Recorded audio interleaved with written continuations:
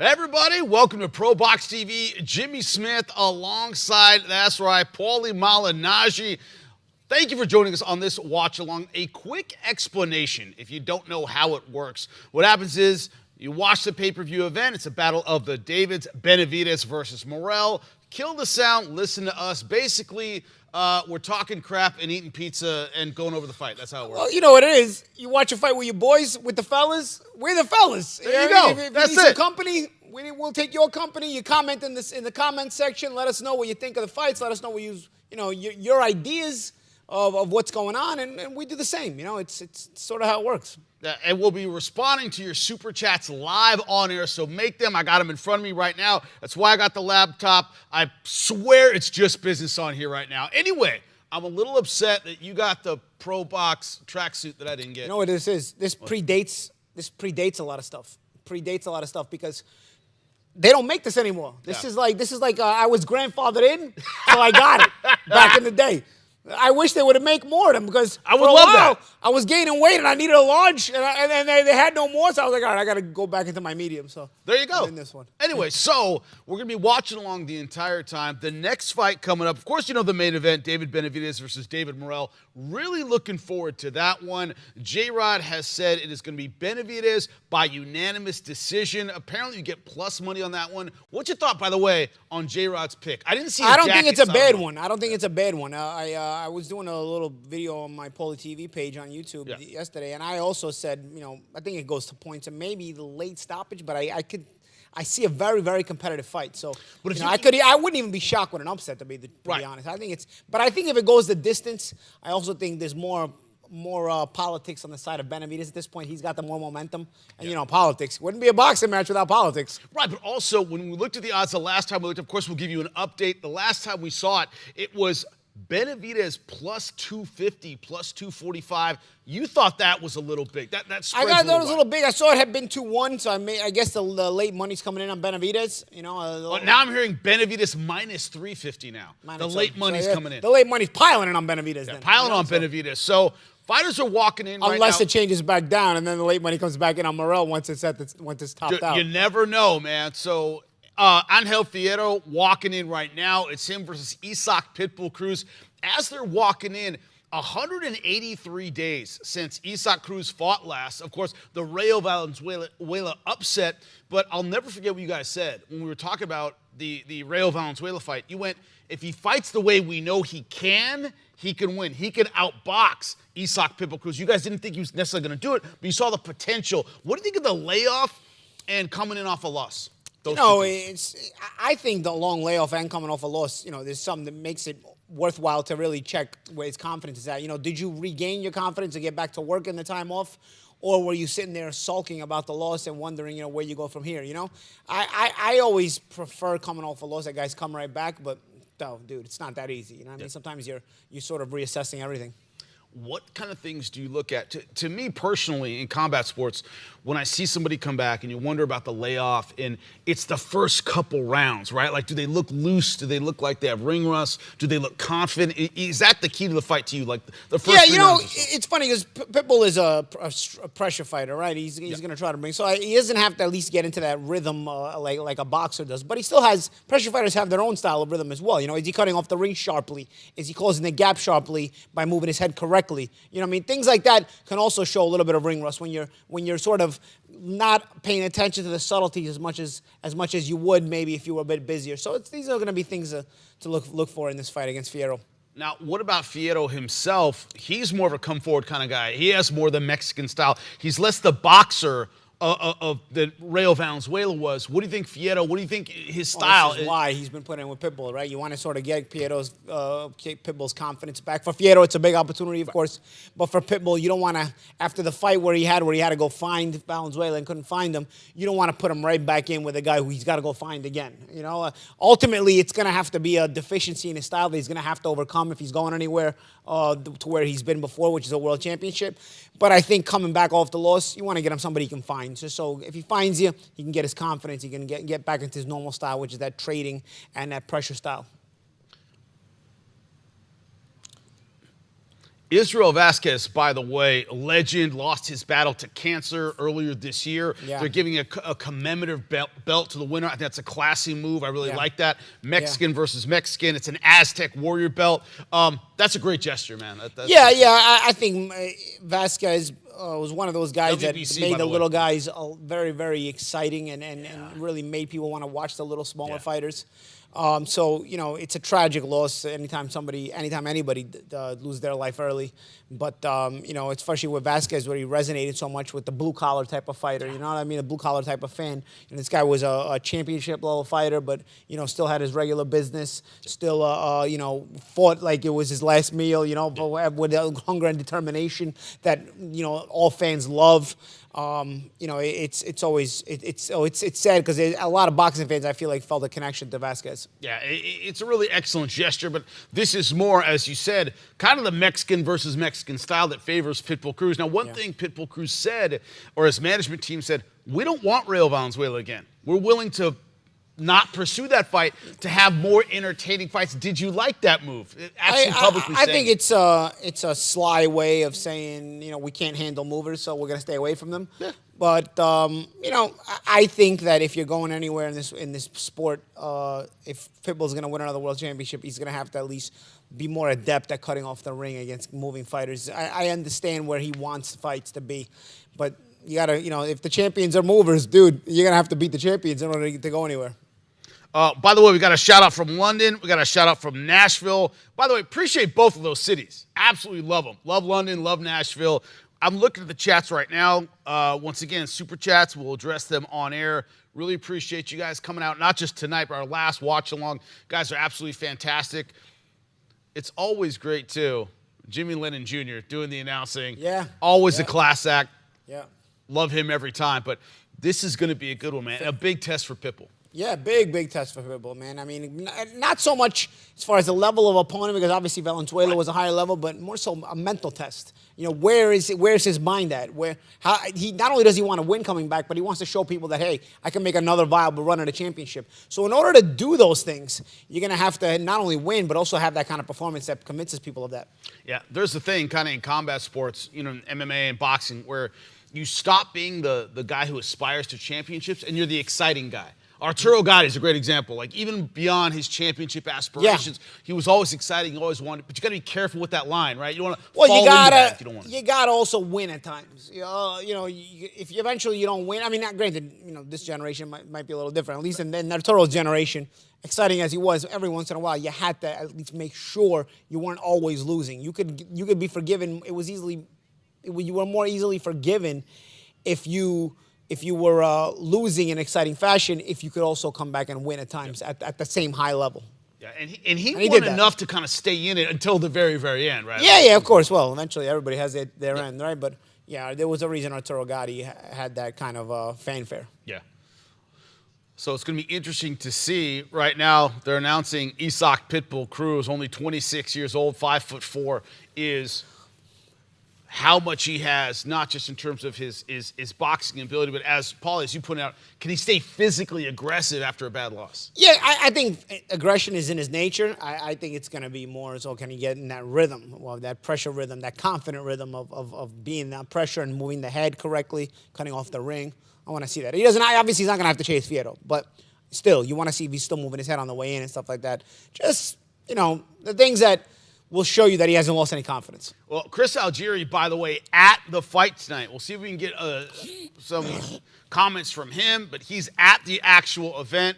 We're hanging out in South Florida watching. Check us out. We're sitting here hanging out.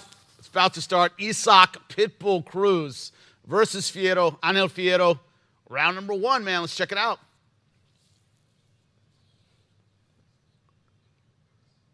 Oh, nice uppercut there by Fierro early on, huh? Jesus. That's the thing. One thing about Pitbull, you don't have to find him because he's going to find you, and as he just did with that right hand, and another good right hand. Good timing on his right hands already, man. This is why you make this fight, right? I mean, Fierro's not going to be a mover. Pitbull's not going to be a mover. Here we go. I'll tell you, Pitbull came out throwing with like it's a 3-round fight, man. Yeah, Pitbull's throwing with some mean intentions here.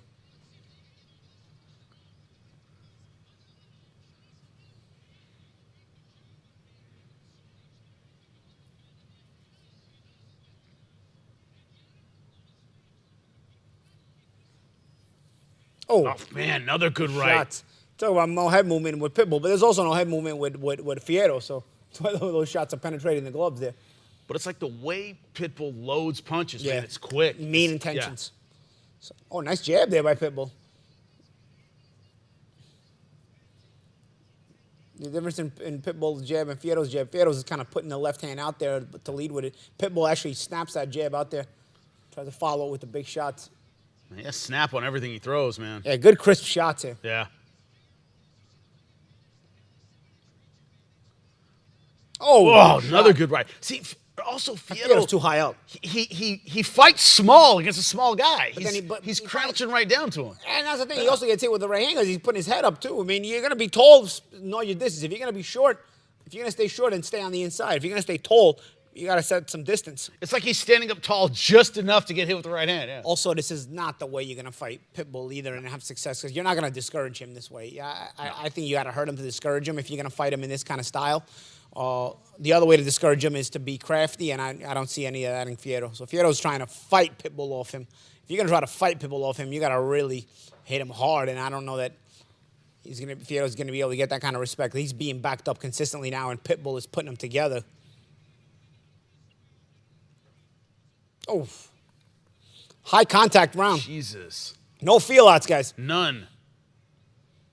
But if we wondered about Pitbull bringing physical pressure, no problem. Yeah. He's we were also worried about his confidence coming in. I'll tell you what, he's fighting like he misses being in the ring. He came out, started fast, like, I've been waiting to get back in here. I want to dig right in.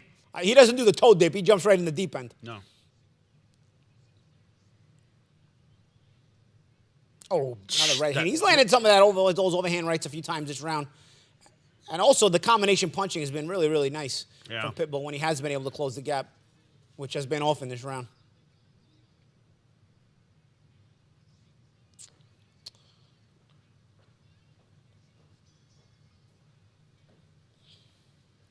Man, snap on every punch from Pitbull, nice. Man. Sick round. Wow. Good action. You think this can go the distance? There's no chance, man. We're in round number 1. 10-9 Pitbull? Yeah. Jesus.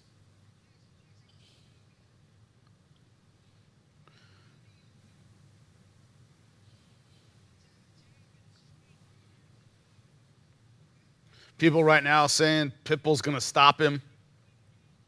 Yeah, I mean, I can't imagine this pace being able to be continued by both guys, but especially Fierro, because Fierro's getting the worst of it, and also Fierro's getting backed up, which means he's probably not able to get as much leverage on his shots and put as much hurtful impact on Pitbull as Pitbull is putting on him. And also, this is how Pitbull fights. Yeah, like, he's just conditioned to fight like this, you know? Yeah. Also, look, when you see these replays, when shots do come at Pitbull, he holds his position better. Yeah. You know, Fierro is kind of being backed up more and more. And when you take those punches around the ear, man, your balance starts going. It sucks. Yeah. Round 2 just starting right now. See, Fierro moves out of the pocket when the attack's coming his way now. So you can see he doesn't like it. He's not as willing to be in there and trading anymore. But the problem is when he leaves the pocket, he's not exactly that kind of counterpuncher. Yeah. I mean, do you throw more straight punches? Keep Pitbull at a distance? You know, I think so, but I just don't think Fierro's capable. Oh, Jesus. Big hook there by Pitbull. I just don't think Fierro is able to deal with, with the kind of fight that Pitbull's gonna fight. But I don't think Fierro's also able to make the adjustments necessary. You got to give different looks to a guy like Pitbull. You got to give him feints. You got to have a sharp jab so that off of that sharp jab, you're able to feint more and put him out of position. Good right. If you're just gonna try to fight Pitbull off you, it's a tough proposition. And remember, Gervonta Davis was one of the biggest punchers in the sport. Yeah. Stop trying to fight Pitbull off him and box him. If you remember that fight, that was a real good boxing performance by Davis, where he's like, I'm not going to try to fight this guy off me because he's just constantly bringing pressure. He doesn't respect your power. He's just got a big neck, strong chin. So you got to be just out crafty him. I think we're finding out why Fierro was chosen as the opponent for this fight is because he's not going to give that craftiness. He's going to try to fight Pitbull, so he's going to make Pitbull look good. If Pitbull doesn't have to find you, Pitbull doesn't have to find you, he's going to look good. Nice putting bolo uppercuts in there. Jesus. I can't wait to see the percentages on his right hand, because every time he throws it, it lands. Yeah, I mean. Every time Pitbull throws the right hand, it lands. Because the thing is, even on the arms, right? It's those body shots. They still penetrate behind the elbow and stuff. And there's penetrating right through the gloves there. Fierro's punching back less and less now. Although this is a nice combination. Who punched like that, Fierro. Cotto? Where you felt it on your gloves and your arms and everything? Yeah, Cotto was heavy-handed. Cotto was heavy-handed. But I don't know if Pitbull punches like Cotto, because Cotto hits you this cleanly, this often. Yeah. You weren't gonna be there. You were already gonna be swelling. What I'm saying is, I'm not saying you wouldn't still be there, but you'd have a lot of swelling already on your face, you know. But I think Pitbull has a good amount of power. Listen, his record speaks for itself. Big shots there. I tell you, Fierro's got to be careful, man. Taking all these clean shots like this. This is where it gets dangerous for you, because if you start taking all these clean shots, you still stay in the fight. You take more and more clean shots. It starts to get a little bit dangerous. Someone said, imagine Cruz versus Arturo Gatti back in the day. Take my money, man. I think Arturo would have boxed him. Because Arturo could box a little bit against these kind of guys. Arturo couldn't box boxers. Yeah. He at least had that in his back I pocket. think Arturo would have boxed him, because Arturo was also taller. Now, Arturo was like my height. The Pitbull is much shorter than me, even, and that's saying a lot, because I'm not that tall. Another Pitbull round, man. Yeah. These are easy to score, but I tell you, there's boring one-sided fights, and then there's this one-sided fight. It's not boring. Yeah, but it's still the fun. action makes you not be able to take your eyes off the screen. Yeah, Pitbull's left hook is vicious. That's incredibly true. I tell you another thing Arturo would have done to Pitbull. He would have went to the body too. Remember Leonard Duran? Everybody was talking about, that's going to be a big fight because Duran brought a lot of pressure. What did Arturo do? Knocked him out to the body. Yeah. Cruz will get picked apart by a fighter like Juan Manuel Marquez. Yeah. So would a lot of people. Yeah. I got news for you. Yeah. Our broadcast partner here at ProBox TV, one of the best boxer punchers. Master of the obvious, but yes, we agree. We agree. I tell you, Marquez was a beautiful boxer, because not only was he a technical fighter, but he was a hurtful fighter. So he wasn't boxing you to dazzle you. He was boxing you to beat the crap out of you. So it was a different intention. Yeah. Granted, the whole sport is boxing, but some guys are brawlers looking to beat the crap out of you. Marquez boxed you, not even with the intention to make you look bad, like slicksters do, like the way I used to fight, for example. Marquez boxed you, so he kept it technical, but with the intention to beat the crap out of you. Yeah. And I got to tell you, working with Marquez, when we work with him, dude, he is as he still works out. bright as his chair. Yeah, he still works out. Dude, often. he's still in I love that, because I can't get that motivated. I love that, man. You would work out a lot too, Jimmy, right? I still do jiu-jitsu today, yeah. Marquez is a very dedicated guy. He dude. trains like you would think he's still fighting if you saw him, because he's more heavy, but you can see he's in the gym daily. If you do one of these to Marquez, dude, he's solid all the time. You can see he lifts weights all the way around. Round number 3 on, and it's more Pitbull coming forward. If you don't get Pitbull backing off, and people are going to say, Fierro's got heart and he's brave. He is. But then again, he doesn't have any other option. He's not going to out-crafty. He's not the kind of fighter that's going to become crafty here and make that adjustment. Well, we got a $10 super chat. What are your thoughts on the winner of Benavidez versus Morrell having an impact of star power in boxing? If Benavidez loses, I feel like we lose that attraction of having a new great American star. Well, that's why I think in a close fight or in a decision, it's going to be harder for Morrell to get the decision, because I think that's where he does have the star power. Yeah, he does have the star power. I feel like and I feel like he's become that boogeyman that Canelo didn't want to fight and people really didn't want to see. But Morrell was kind of building that up as well. It's just with Cuban fighters, they're not always as marketable as a Mexican or Puerto Rican or an American fighter in general, right? Or a Mexican American like Benavidez, right? So I do think from there the politics may favor Benavidez in a close fight or if it goes to points. But Morrell is nothing to be slept on. Morrell is a very good fighter. J-Rod, our producer, the guy who makes our predictions, our betting predictions, has said it is Benavidez by unanimous decision, and you can make money on that one. Oof, nice jab there by Pitbull. Oh. Good stuff from Fierro. The thing is, Fierro lands, but Fierro's always on the back foot landing because he's still getting pushed back by Pitbull, so it's not having any effect. And you're starting to see a little bit of damage on Fierro, right? Is he bleeding from the nose or from the mouth? Fierro's going to the body. That's what I was saying about Arturo would have done to Pitbull. Oh, good He hurt him to the body. Shot. Hurt him to the body. That's the way. Now, look at this. Oh, Fierro's we got to getting some fight momentum now. here in this case.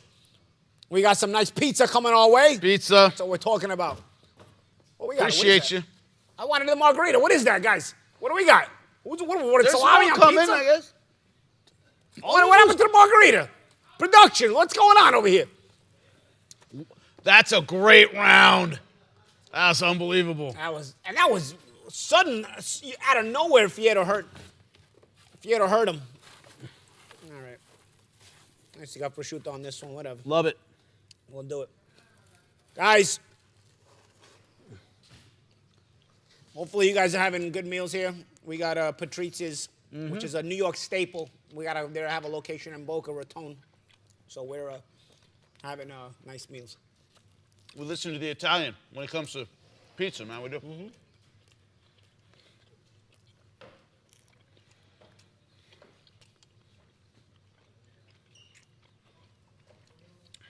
J-Rod bringing the pizza. Appreciate you, J-Rod. I'll tell you, man, came out of nowhere. Yeah. Those body shots came out of nowhere, man. And we were just talking about that. The way you got to get to Pitbull. I think Arturo would have went to the Gatti would have went to the body against Pitbull, and Fierro went to the body, and you could see it got Pitbull's attention. It was the first time you saw Pitbull back up. Wow. But how big is that for your confidence in round 3? It allows you to feel like, okay, that's like in Rocky IV. He's not a machine, he's a man. Yeah. Now you know you can get to him. You caught him, you hurt him. Wow.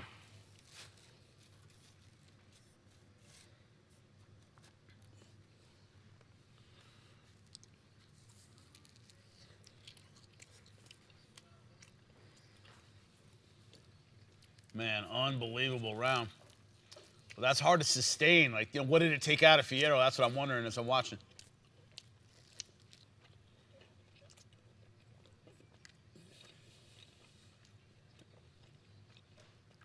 Did anybody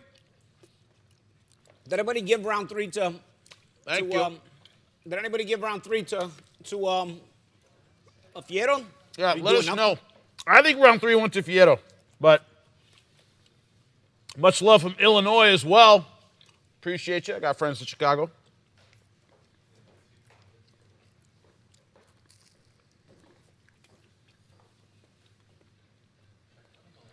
Now people are starting to pick Fierro a bit. But Pitbull's still on that front foot. Pitbull's still backing Fierro up. So eventually, that's what I was saying. Yeah. If he keeps staying with this, even if Fierro had that moment, Fierro's going to slow down. It's just a human thing. You got to have to slow Pitbull down in some ways, and Pitbull's not slowing down.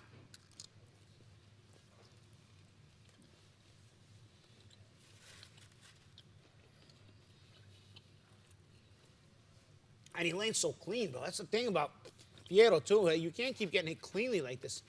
The constant clean shots, it's gonna prevent you from being able to stay in the fight.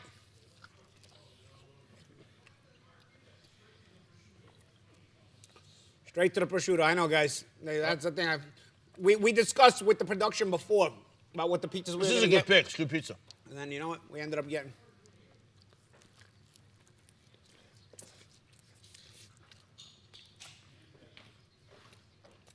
All good. Yeah, and as a fighter, man, if there's a tough end of round like Pitbull had last time, how hungry are you to get back there and kind of right the ship? I feel like he's on it, right? He is, yeah. He really got back on it. Again, this shows you the hunger and desire that Pitbull has, you know? There we go. Here's a margarita. Jesus.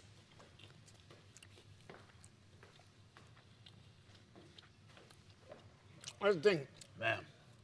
And you said the determination to get right back on it. Yeah. Again, hunger. You've been out for 6 months. You know, you want to show. Now you had a bad round. Look how fast he started this round. Again, he's back on the front foot the whole duration of the round. Yeah. David Benavidez in the house.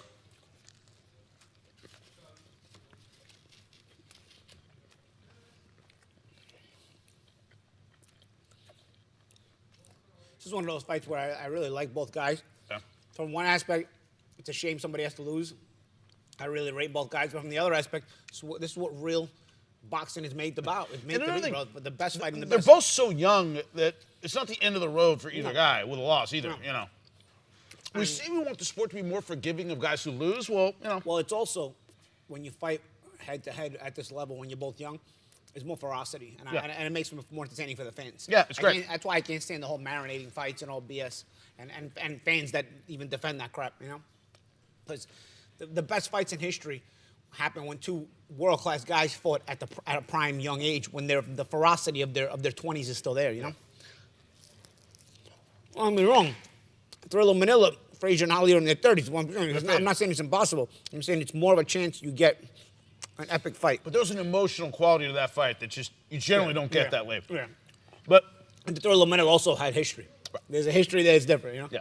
But when you look at this fight, I always tell people round 5 is when faces start warping. Yeah, you start. I think it's all landing so much, you know. Yeah, start swelling up.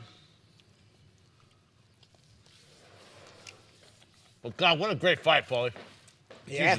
You realize why they made this kind of style of fight for Pitbull. Obviously, this fight, you know, the talk about this fight was going to be Pitbull. But Fierro has earned his keep here. Oh.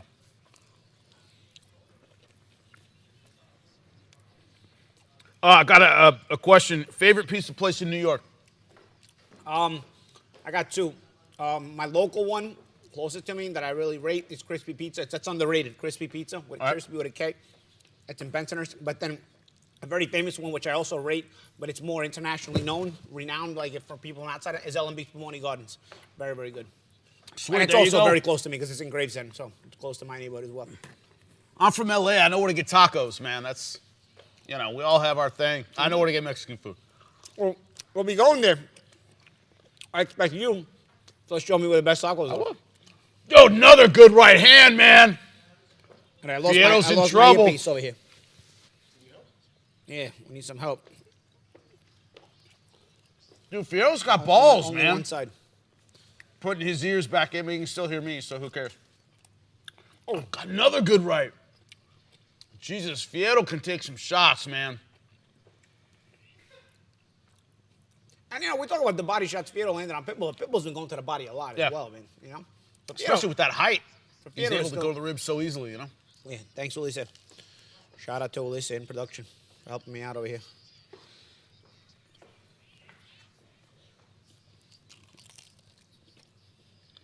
And this fight's been so clean. I mean, the ref hadn't had to do anything all the time. Yeah. Some of the body shots stray low, but you know what? Let him eat it.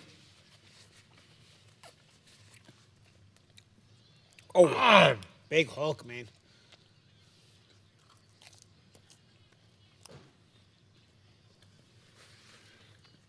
Pitbull throws every punch like you insulted his mother. Right? Yep. Somebody said, who's winning? Definitely, I still have Cruz ahead on the cards. I only gave Fierro that one round. Yeah, I gave Fierro 3. That's it. I mean, I got it. This is another Pitbull round. That's 4 rounds to 1 so far. That's how I would have it. Yep. But let us know if you think differently in the chat. Jesus. Punctuates the round with a combination to the body. All the shots were heavy. All the shots had weight on them.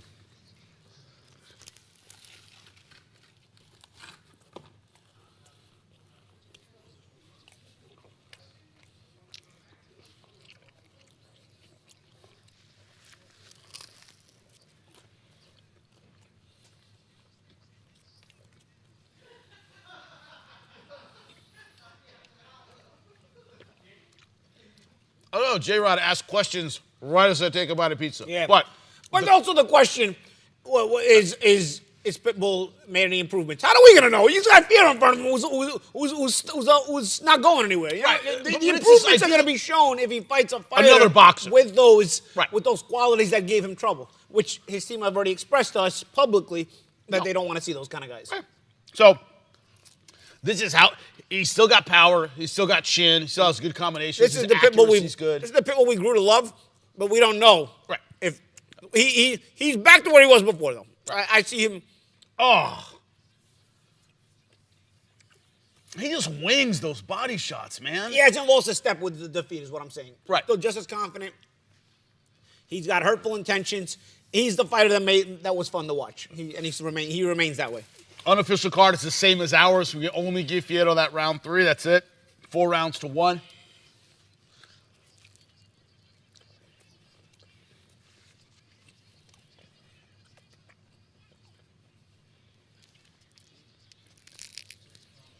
All right. By the way, we appreciate everybody joining us on our watch along, man. We really appreciate it. It's awesome we get to do this for a living, which is eat pizza and watch fights. Yeah. What was the last time we worked together? When I was at Showtime, I'd be calling the fight. I wouldn't be able to eat pizza. No, this is I great. can kind of call the fight with the fans here and eat the pizza. And when we call fights for ProBox TV, we don't eat in the middle of the fight. It's only this one. We watch along. I have to do the watch along. It's great. You know, I want to know what everybody, the thing we discussed before, what do the fans at home think? Do you see anything different with Pitbull, or is it the same old Pitbull? Which for me is still a fun Pitbull. Yeah. But for me, it's still the same Pitbull. Yeah. Like wide shots. He's got. There's a little bit of deficiencies there, but if he can find it, he's fun as hell. I don't think he's lost any confidence, nor has he lost a step. He's still 25, 26 years old, right? But as far as improvements to his style, when he's going to need to do that against moving fighters, I don't see anything here that leads me to believe that he's improved in terms of finding a guy when he's got to find him. Still crosses his feet when he comes forward and all that other stuff. Nice uppercut. Now it's just a matter of gas. I mean, can you keep the pace up? Yeah, but I think Fierro's also slowed down. Huh. I mean, no kidding. I mean, these guys are throwing like it's a 3-round fight. You're going to slow down at some point.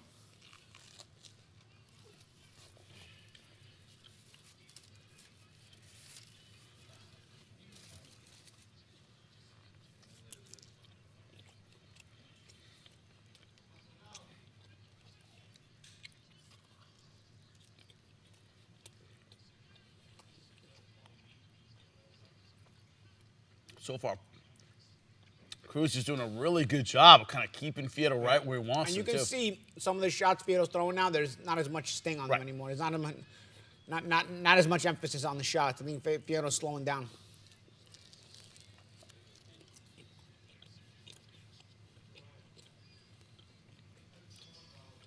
You're right, Paul. This is a perfect comeback fight for Pitbull. This is like perfectly matched.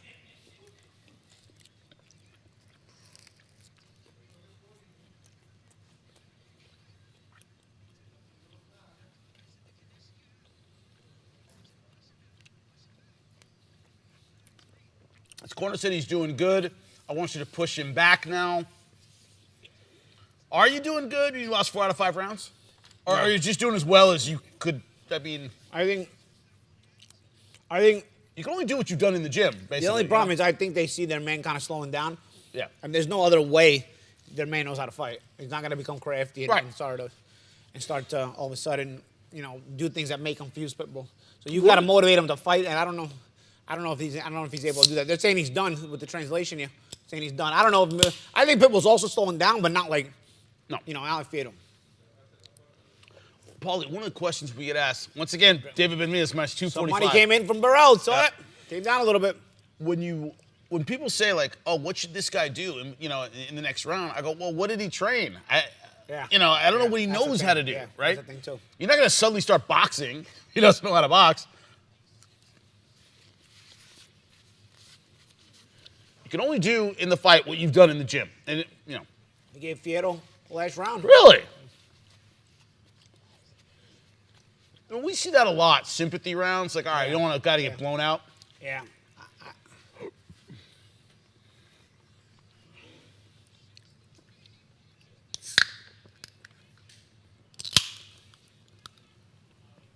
I said he landed the last round, lowest number of punches he's landed, Cruz, so far in the fight. But it's also because his output slowed down too, right?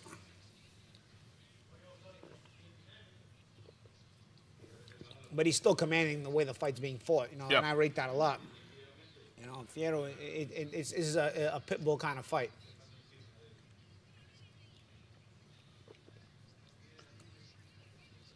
Abner makes a good point. Fierro's trying to stay low on the inside. Yep. Very important, I think, for Fierro because he's taller, but he fights inside. Then you're gonna have to get down low and make yourself smaller. Does have a decent jab, man.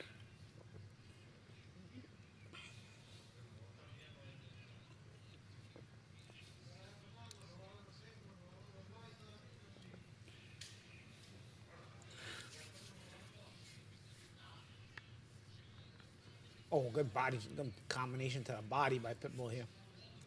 Jesus. He is not slowing down, man. That's what I'm saying. Like both guys, I feel like both guys to a degree have slowed down from the first round, but that was You have to. I mean, the human body can only do so much, man. Oh, shot to the body again from Pitbull. It just starts to seem like a lot of Fierro shots are starting to be pushed out, you know. Huh? He's still throwing, but not as often, and they look like those punches, they don't look like snappy anymore. They look like he's pushing them out.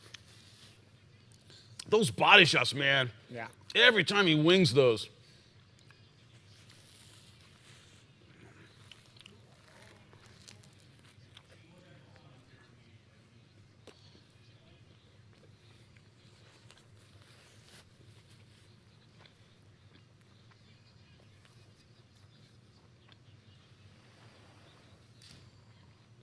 Fierro's breathing heavy too, man. Little blood out of his nose, I think. Yeah, I mean, I was right. I'm surprised it's not more, right? Yeah. I mean, neither guy's cut at least, man. Yep. Considering all the contact in this fight. Fierro's wearing the damage really well. Oh, shot in between there by Pitbull. Nice hook. That's another thing. When people say, just look at his face in a fight, I'm like, well, some guys bleed a lot. Some guys swell a lot. It's just, That's the tell me you don't know what you're watching without telling me you don't know what you're watching. Look at his faces, though. You don't know what you're watching. Because that can, sometimes that works, but sometimes it doesn't. So you can't really go by that. I remember when I called Eddie Alvarez Michael Chandler, the second one. End of the fight, Mike's face was out here. Eddie looked great. They landed pretty much the same number. Eddie just isn't really a bleeder. Everybody wears it differently. He's not a sweller. Yeah. Also, you guys later in their careers, it's like a scar tissue. They cut easier, you know, all that other stuff. You know? Yeah. Nick Diaz, you touch him, he starts bleeding. I mean, that's just the wear and tear, you know. You also, your face loses elasticity, I think, the skin, right, as you get older. And then, like I said, the scar tissue also. Dude, we know it well, dude. Yeah. I mean, the things that used to cut me in my 30s that I was like, get hit with a shot, and I was like, what? They just cut me? That's crazy, you know? Like in my 20s, it was. And these guys, luckily for these guys, they're both young. So round 8 of 10, guys. They're not opening up. And that's one of the things. Like, the all-time great fighters had 3 or 4 different gears, right? They had 3 or 4 different skill sets. Yeah. Fierro's just doing what he's doing, and Pitbull's doing it a little better. You know, they both.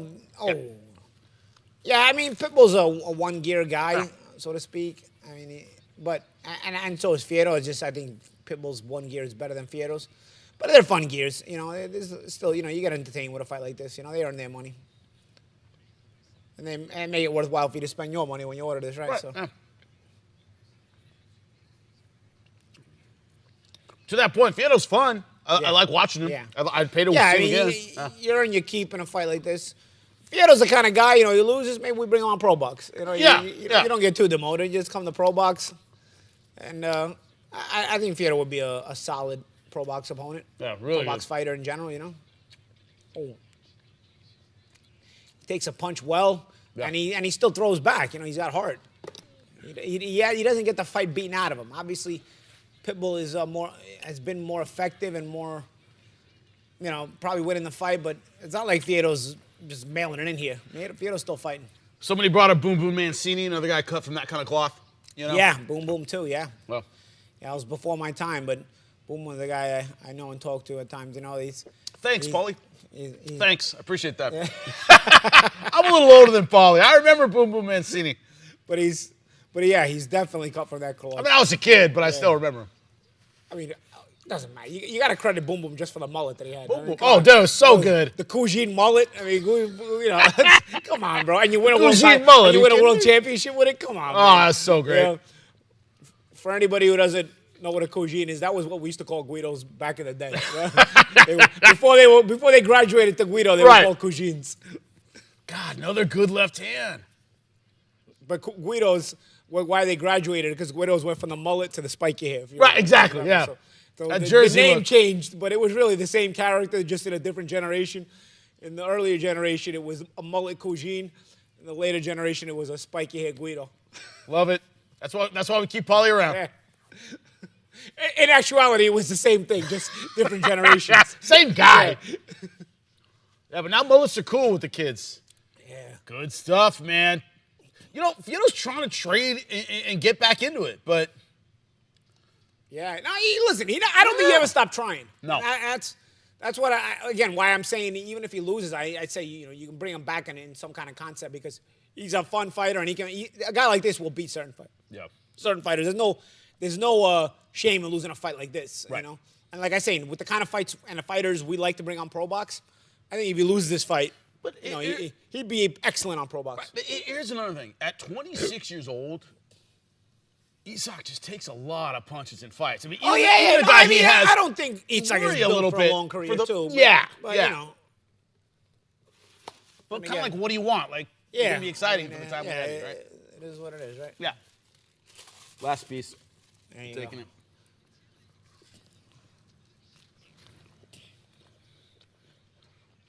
Corner is saying intelligent. I'm like, now? Now you're going to get intelligent? Coming up on round 9? I think they ran out of motivation. Yeah, apparently. Michael Katz. Wow. Michael Katz died. Honestly, Michael Katz goes way back. I didn't even know he was still alive. That's born in 39. He hung in there. He was a Daily News writer when I was young, bro. He was a character. Yeah. He was a character. I'm convinced he must have had some kind of lawsuit going because I never saw him without a neck brace. For years. That you remember him too? I do remember You're not the even neck a boxer. brace. You remember? That's good. I remember the neck So I'm brace convinced now. it must have been. Hopefully, he's passed. So rest in peace. But I hope he ended up winning that lawsuit so that he got to enjoy his last years, his later years. He might. Who knows? He may have won it because I haven't seen him in years. I didn't even know he was alive. Wow. So he may have won the lawsuit. Wait, look at this. Fierro's being given these rounds. You think Fierro's winning these rounds? I'm not sure, man. Tied 76 all? No. Larry Hazard's giving Fierro these rounds. I don't agree. I think Fierro's fighting and Pitbull's slowed down, but I also think Fierro's slowed down. I don't think Fierro's winning this fight. Let me know in the chat what you think. draw. I'm looking at it right now. Who thinks it's all tied up at this point? Because I do not see that at all. Oh, big shot combination there from Pitbull. Jesus. Does anybody else have it like Larry has it, guys? I do not have this I tied. do not as well.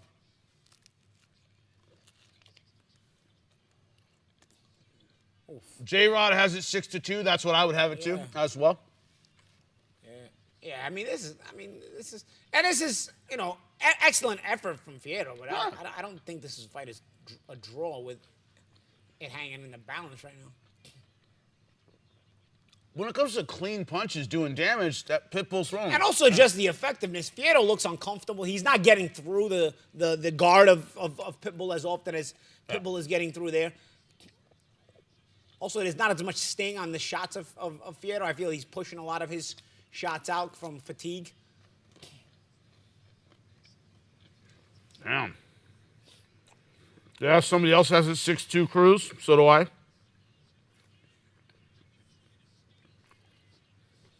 There's shots here from Fierro, but again, they're not getting through as clean. Yeah, as those as clean Pitbull, and then shots Pitbull comes back are with clean Pitbull, yeah.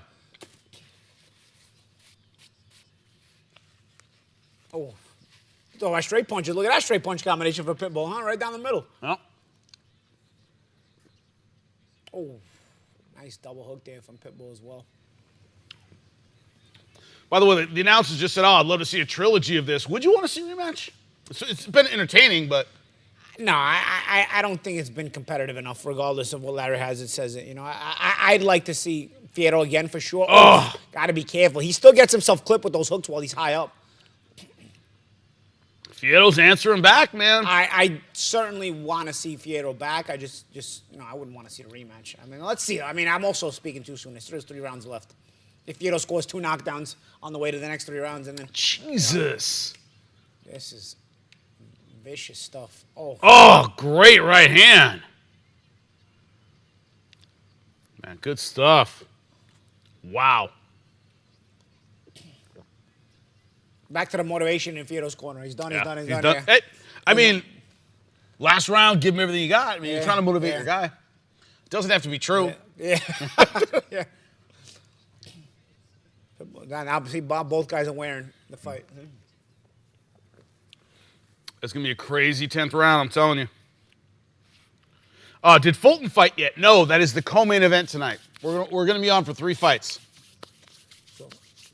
Fulton and Figueroa. That's a rematch. Yes. That's a nice one too. Has Fulton been the same since the Inoue fight? That's the question here. Huge question. Figueroa is a very uncomfortable guy to fight, and if you're not the same, it could get ugly. And I haven't seen him to be the same. I haven't the post Inoue Fulton does not strike me as the same guy. Yeah. Same kind of fighter, anyway. All right, round 10, guys and gals. Oh. And they're toe-to-toe again. And what are the fans saying? How do they got it in the comments? The only scores I'm seeing are 6-2, 5-3. Yeah. 5-3. Nobody will go I'm as far as giving it a draw. No. Yeah, Cruz, overrated but entertaining. I don't think we rate Cruz as, Yeah, I don't think we rate Cruz great. as great. Championship fighter in that he was able to grab a world title. He can be a threat to some champions, but I don't know that. But yes, Fierro ahead. No, I don't know. Larry has this. I disagree with that. I do not give him the last 4 rounds. I don't know. I'm so bamboozled that my earpiece came out again just from looking at that scorecard. I'm losing my mind.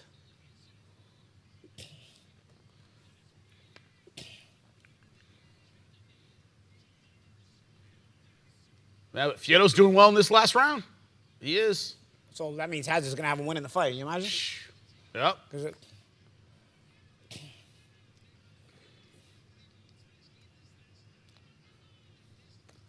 This is the last round, folks. Let's see. We got half the round to go. Let's see. Both guys are just arm weary now. Yeah. They've really left it all in here. Oh, big shot there by Pitbull. Left. Again, the cleaner shots are just consistently landed by Pitbull when he's able to get his hands on Fierro. That's little shots.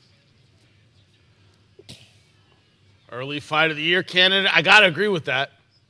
This has been a great fight. I mean, we're only in February 1st, so I guess we don't have much much to compare it to, right? Oh, nice shot there by Fierro.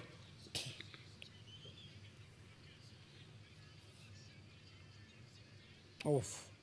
Fierro's going to win this round, and he's going to end up winning the fight on Larry Hazard's scorecard. You imagine? Even though there's no way he won this fight. Yeah. Fierro could have won this round 10, I think. I mean, so far he's winning it. Barring some kind of crazy finish from Pitbull, I think. Oh, nice combination from Pitbull there. But, big hook. Again, Fierro gets himself caught with eye-catching shots as he comes up so much. Yeah. And he ends up getting hit with hooks that everybody can see clearly. Like a lot of that. He does that defensive lapse a lot when he comes up like that. Another overhand right by Pitbull over the top. Let's see. Pitbull trying to steal it at the end of the round.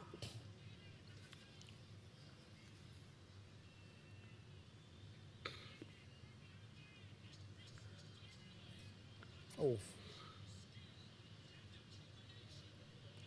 Crowd's getting to their feet. Oh. Matt, great fight. Great fight. Yeah. That's what you want to see. Wow.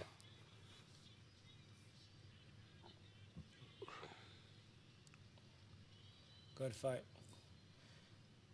But I don't think it's debatable. I don't know, guys. Am I losing my mind?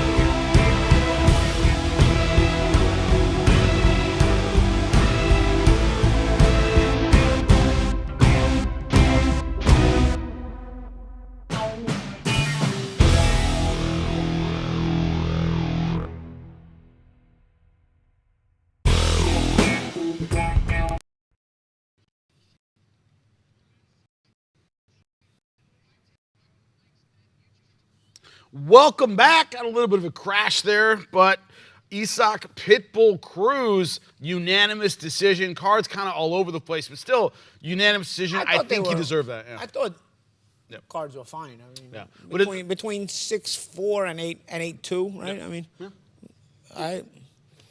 I didn't think Larry Harris's card was right. No, I didn't think Larry Harris's card was right. I don't think you could make a case for Figueroa even winning the fight. No, I don't think so at all. So the right guy wins. Really excellent fight.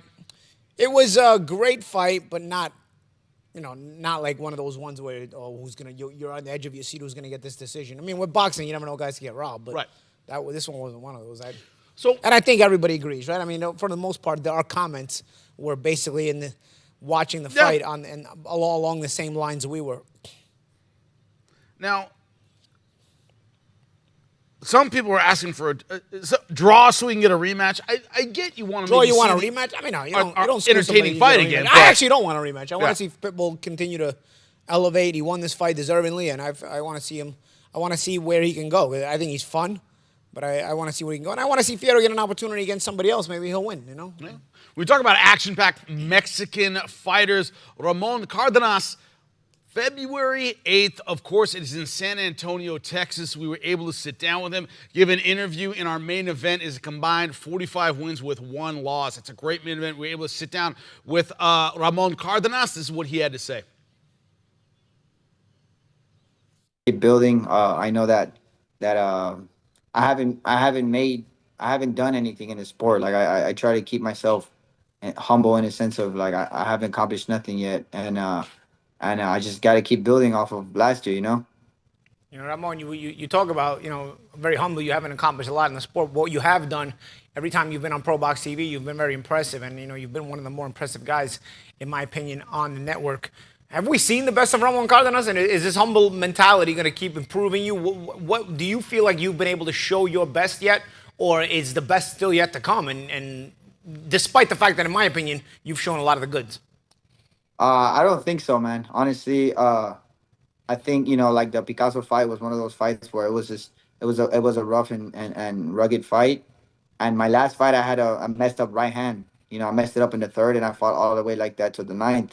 So really, it's one of those things where I know I could do way better than what I've shown before, and just gotta really just stay healthy in the fight, man, and just do what do what I've been training to do these last going on 7 weeks already, 6-7 weeks.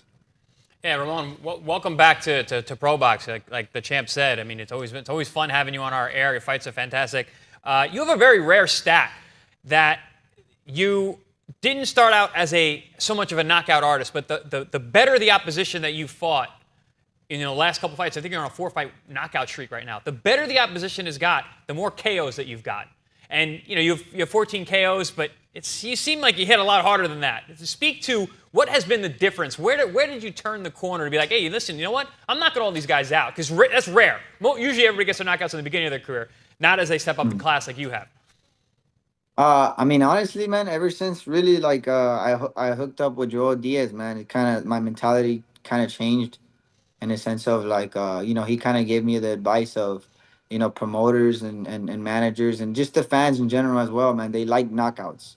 You can win and you can win and people are like, oh, okay, that's good. It's fun. He won, whatever. But he tells me, he tells us like people like knockouts, and that's what you have to sell. So every fight I go in now, man, I try to keep the mentality of like, I'm trying to knock you out. You know what I'm saying? Like I'm trying to go in there and I'm trying to hurt you. So that's the mentality I've been having these last couple fights, and it's the one I'm gonna keep going on forward in my career. Last time out against Jesus Ramirez Rubio, was last time we saw you on ProBox TV.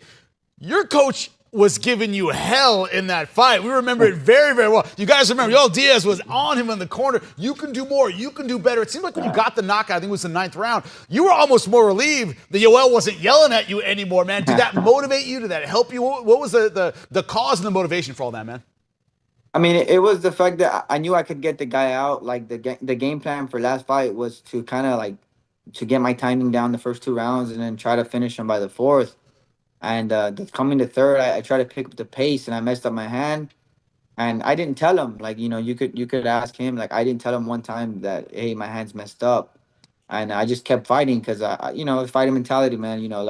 For example, you got Paulie, man, that he probably broken his hands in fights, and he don't say nothing because you got to keep fighting. The fighter mentality. You keep fighting. Chris as well. You probably went through injuries in his career where, man, it hurts, but it's not like you're gonna stop. As a fighter, you're gonna keep going. I tell this to people. I think fighters are the most competitive people in the world because you're going in there and you're willingly trying to hurt the other guy, and the other guy's trying to willingly hurt you. So mentally, I was like, I can't make an excuse. I can't tell him, oh, my right hand's hurt. I have to do something different. Or I was like, man, I'm gonna just keep going. So really, it was just like, when I got the knockout, it was more like, oh, finally, like I should have done this a long time ago, I think Joel was saying the same thing, bro. And not as nice though. A lot of f-bombs in there. Yeah, but you talk about some of the things you're mentioning. It makes me wonder, your background in boxing. What was your amateur career like? We've obviously seen you now, and you've been very impressive. But what is your background in boxing? When did you start? What kind of amateur career did you have? Because you have a very cerebral, very what's the word I'm looking for? Thinking style. Yeah, I had 106 amateur fights. I was a 4-time national champion. I was on the Team USA on the USA Knockouts in 2014. I was like ranked number 3 in the United States for like 4 years, like going in a row. See, that's why I'm not surprised, man, because that's what I was waiting. I was like, you must have had some kind of extensive career because you're a thinking fighter, but also, like you talked about, when you hurt your hands, that experience has to come into play because you have to figure out a different way to win the fight now. Because like you said, now you can't just not try to win the fight anymore because you got an injury. Your mindset shifts to, okay, how do I adjust and win this fight in this adjusted way due to this injury? And the fact that you were even speaking that way kind of made me think about that you probably got a lot of that experience. Yeah. I had a good amateur experience. Obviously, I tell this to people. If you didn't go to the Olympics or you weren't on, traveling on Team USA on a yearly basis, you didn't really do much. But me myself, I was able to kind of, being on Team USA and stuff on the USA Knockouts, kind of helped a lot. And being around some of the best, competition that there is. I tell this to people. My class, I had, me and Stephen Fulton could have fought like at the U.S. Championships. If he would have won and I won, we would have fought. So. I grew up with all these people, so just having all those people around me kind of like always, it's like anything, man. I'm sure you were in a class and that California region was always a pain in the ass to fight against, bro. Yeah. Originally it was funny because I tell this to people, Texas, California, and like New York and DC, Philly, are the biggest ribaries in too. boxing. Yeah. And when I was in Philly like, too, yeah. And then if you got somebody, if you caught somebody from Wyoming, you knew you were gonna smoke them. Yeah. I feel bad saying it, but they got there. They didn't have a really tough go of it when they got there, so they kind of got there and became fodder. Yeah, like you're gonna fight somebody from Oklahoma. You're like, oh, that's an easy one. That's an easy one. But if you're gonna fight somebody from DC, so even remember Cincinnati. Cincinnati had always a really good team. Yeah, Cincinnati. And I'll tell you what, you knew who the guys were. So if somebody came from that region and it was a different representative, you were like, dude, that means he beat that. That means he beat the other dude. This guy could fight even if I don't know him. Yeah. So. Ramon, I mean, let's talk a little bit about, your ProBox TV. You've been on our air a bunch of times. You've always impressed, like the champ was alluding to. Listen, now we're on the road. We're going to San Antonio. What does that mean? You got the platform, that ProBox TV, which has been growing immensely, and you've been growing with us.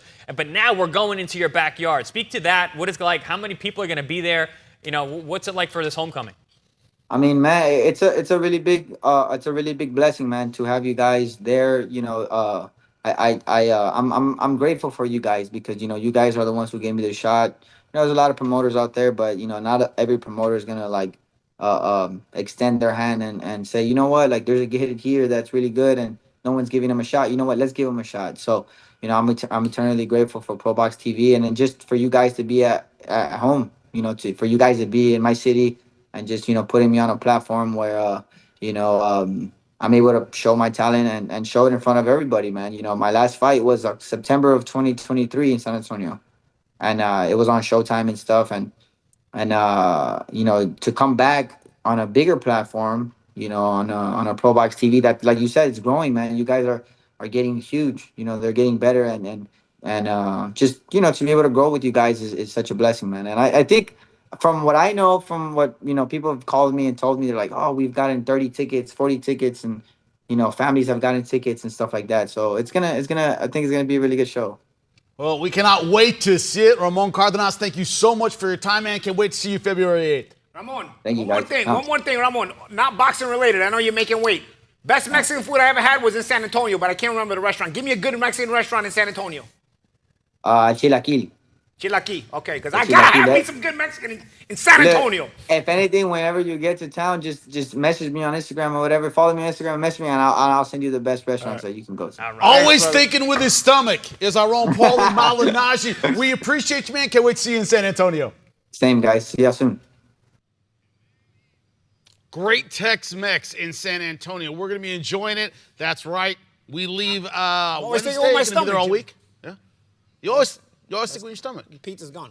Pizza's gone. We did all of it. But Ramon Cardenas, before we get into the Fulton fight, they're about to walk in now. Cardenas has that, he has the ability, and that's one of the things Yoel Diaz, his cornerman, so upset with the last fight. It's like, you can do better than this. You should be blowing this guy away, right? Cardenas does have a lot of talent. He has a lot of speed. He has a great amateur background. But, even when he was dominating that fight, his coach wanted more out of him. He does bring a lot of heart. I think a trainer always knows what you're most capable of and where you are at your best. And I think even if you may look good to us, or you may, or whether you look lackluster or good, whatever, I think a trainer knows if you're giving your best or not, because they see you every day in the gym. They've had to spend the time with you. And I think that was that situation there in the last fight where Yoel Diaz was, sort of getting teed off with at Ramon Cardenas. Even though Cardenas seemed to be winning the fight, but it wasn't maybe his best performance. Diaz said, what are we doing here, man? I know you.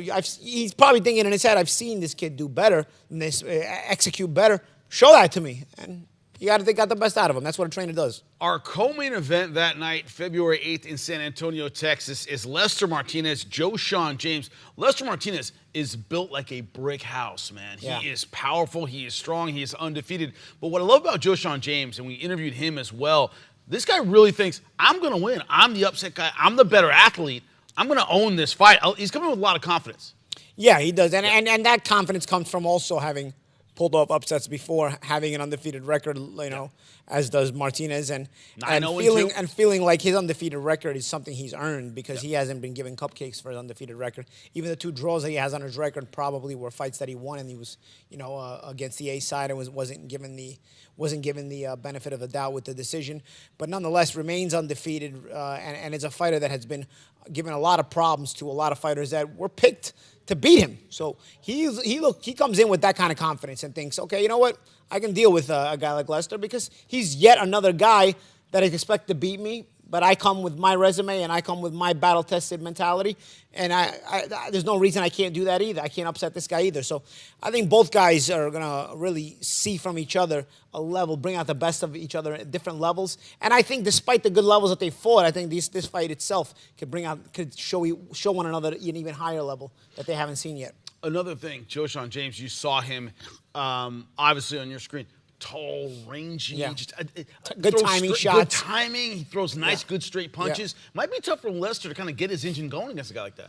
Yeah, I mean, Lester's got an engine. Lester is physical. Lester is hurtful, and he's going to come bring it. But a lot of times with pressure guys, a lot of times they have that one gear of pressure. And so Joshon, has that adaptability and has that reflex. He has that boxing IQ where he can maybe make Lester pay for some of that pressure. And if he starts to make Lester pay, can he hurt him enough to discourage the pressure, or will Lester just keep bringing it? Because Lester brings it knowing that eventually, when he does get to you, sometimes he gets to you sooner, maybe he'll get to you later, but he's going to start putting it on you, and he's going to start, slowing you down. The Gongora fight was really an excellent performance, because Gongora had been a guy who made you look bad before. Right. Makes a lot of guys look bad. Funky, and the fact that Lester dominated that fight can give him that extra confidence to deal with a guy with the craftiness of Joshon James. I'm sorry, I'm getting a little distracted as I'm talking here, Jimmy. Yep. What the hell is Fulton doing wearing Timberlands? Did I see that right? Because I was talking. Is he wearing Timberlands? So. Did you saw that? I think so, yeah. Or they just look like Timberlands, but they're boxing shoes. Is he out of his mind? He's got to be wearing actual boxing shoes. They don't let you not wear boxing Guys, shoes. in the comments, please. This is why we do it with you. Let me look right now. What do you think over here? What did I What do just you see? think? Did What I do you just think see over there? Did I just see what They I think did I look like saw? him. Especially when you're going to fight a guy like Figueroa who's going to... Right? I don't know, bro. Maybe he wants to be the Philadelphia guy. They looked like him, but could they be... They got to be boxing shoes. Commissions, by the way, won't let you wear anything with boxing shoes. This is a Vegas. I've seen guys on with sneakers. I've seen guys, but... In Vegas? I don't know. Yeah, I mean, at true. podunk commissions, they'll you But can maybe if they're new... go in there naked. Which, if they're new, it's even worse because they hurt your feet when they're new. Those aren't sneakers, bro. Yeah. I don't know. I don't know, bro. I guess he doesn't plan on going anywhere. But Well, that's doing Figueroa a favor, too. It kind of is. I suppose he's beating this guy, too. Yeah. So why would you have to feel like you got to prove something like wear Timberlands? Just do what you did kind the of first point time are and you see if making? Just win. Figueroa, and it was close, don't get me wrong, but do what was. you did the first time and see if Figueroa made any adjustments, then you adjust to it. But why the Timberlands? I'm not quite sure the Timberlands are the adjustment to make. What is everybody saying, Joe? Right now, one of our super chats. Fulton came to the ring on Wu-Tang dress code. Does Okay. look like the Wu-Tang. It does. I mean, I'm being from New You're an York, East I love Coaster. Wu-Tang. You love Wu-Tang. I'm a big Wu-Tang fan too, although I'm a West Coaster. But still. But Boxing shoes. That's what somebody says. they wore boxing shoes, right? Yeah. I'm not losing my mind, right? Okay. Yeah. And he said, Paulie, you're shouting. We know Paulie's shouting. Yeah, I'm that's right what I next do. to him. I know Paulie, that's how Paulie talks. Just That's what I do. I get emotional. You know, He does. I thought the guy went in wearing real Timberlands. I thought it's gonna bother his style. You know, I think why would you do that? It's like why would you sabotage yourself like that? So if they all boxer shoes to make them look like Timberlands, it's very really interesting. goofy. I'll say that. That is a really goofy robe, man.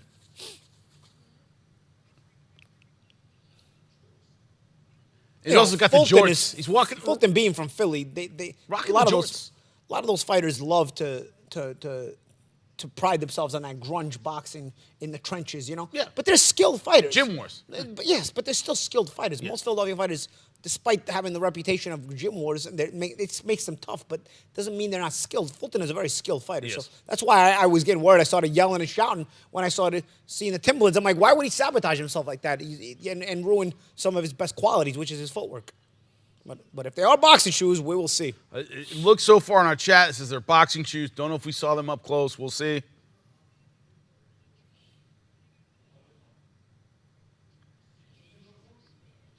Yes. He's wearing By the way, jorts? dude, that's why I said jorts. No. It looks like he's wearing jorts, dude. Jorts with Timbs? Dude, he's fighting in jorts for sure. That's like a hillbilly outfit, though, no? Well, it's also John Cena right there wearing the jorts, Oh, yeah, bro. well, yeah, Wearing the jorts, bro. But WWE, I was already done after the Stone You know what Cold I'm and The saying? Rock era. Yeah, Yeah, there you I go. didn't Hey, see- dude. That was your era. I was though, done with the Cena, 'cause Ultimate you were calling Warrior, the fights, dude. Like, come no, on. that I was there too. Right. But I'm just saying, like, I abandoned it after The Rock and Austin. So I didn't really watch during the Cena era. But you were working it during the Cena era, right? I was working when he came back. When he came back, When he who? came back. Cena. Yeah. Oh, Cena left and came back? Yeah, See, I Cena missed came all back. that. Yeah, I missed the whole Cena party with the jorts. Yeah, I was there when he came back. It But was Stone Cold did wear jorts at times, I think. No. Oh, yeah, Stone Cold rocked the jorts. But Stone Cold had like the hillbilly image, you know. Like, 100%. That's what I'm saying. Like, All right, let's check it out. Let's check. He's rocking jorts, dude. this is. Jorts. All right, I'm intrigued, guys. I'm intrigued. I don't know what you think. All right, I'm intrigued. They got me here. J-Rod, Yeah, by the way, just you gotta said, you win. better win. Because if you better lose wearing win. jorts and Timbs, the internet will be mayhem tomorrow. All right, he's rocking the frayed jorts, by the way. The internet is got the unforgiving, frayed bro. jorts. I mean, Oh, dude, they're there's brutal. been memes of me after a loss. By the time I got to the dressing room from the ring, there's already Oh, yeah. memes on my Instagram. So the internet is vicious. This outfit, he's got to win because Yeah, this 'cause outfit will be They mayhem look like if he Tim's, loses. but I'm sure they're custom boxing shoes. I hope so. They have to be. Can somebody let me know? So they're saying they boxing shoes. The comments saying they boxing shoes. Comments are saying boxing shoes. Okay. I know, but they do look like Tim's, man. Yeah.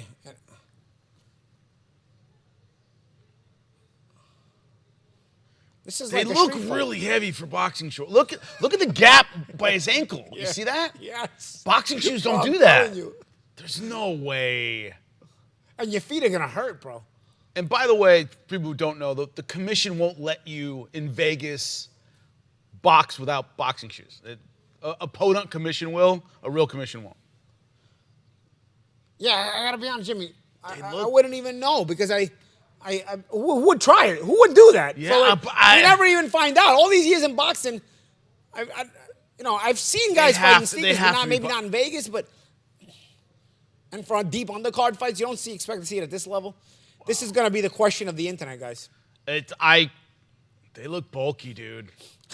I can't believe we're sitting there talking about his shoes, but it's true. I assume to be doing this, let's say for argument's sake, they're Timberlands. To be doing this, I assume he's trained all camp in them. So maybe he's used to having the.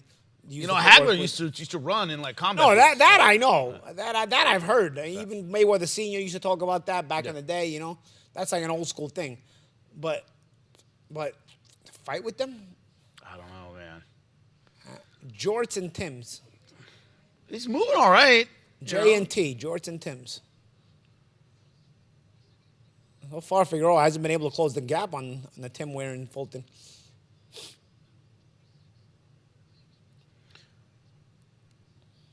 And Fulton, of course, losing to Noya in a way, got knocked out in that fight. So how can he come back? That's the interesting thing. Yeah, because he had one comeback fight and he didn't look so good in it, right? Yeah, got dropped. One, but got dropped, yeah.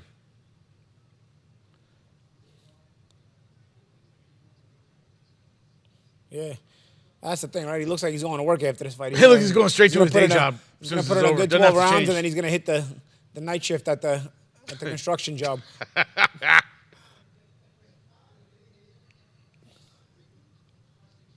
Oh. Nice. Slick right Overhand right, side right. Another good one.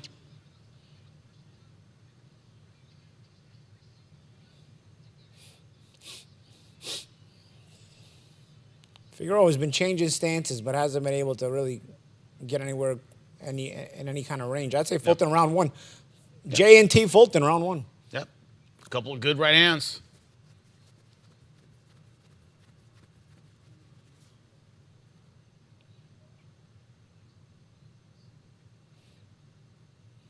That's like the gentle way of saying you lost a round that was really close. By the way, the corner said that round's really close.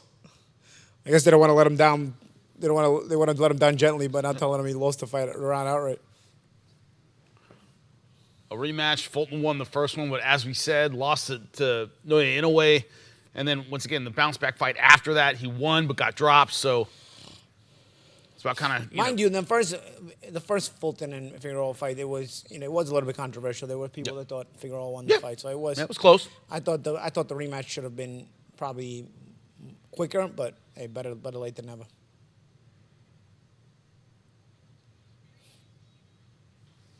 Round number 2. A lot of feeling out in round number 1.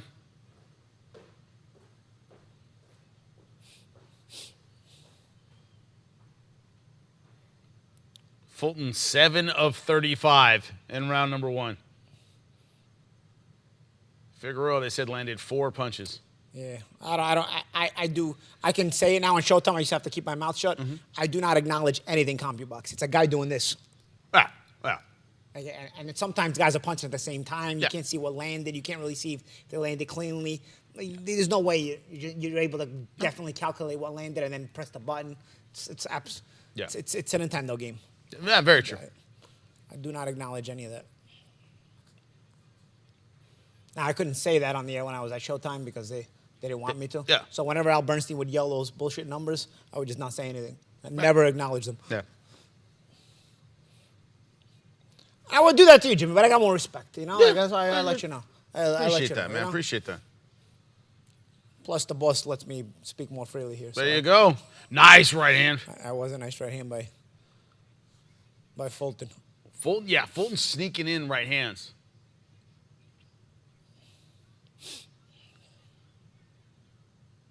We talk about a lot, man, that especially with a lot of Japanese fighters coming up really well. These lower weight classes are getting a lot more exciting than they were. They are. When we were kids. I think they've always been exciting, but I think they're getting more airplay and they're getting more attention. And I think that's good for the fighters too,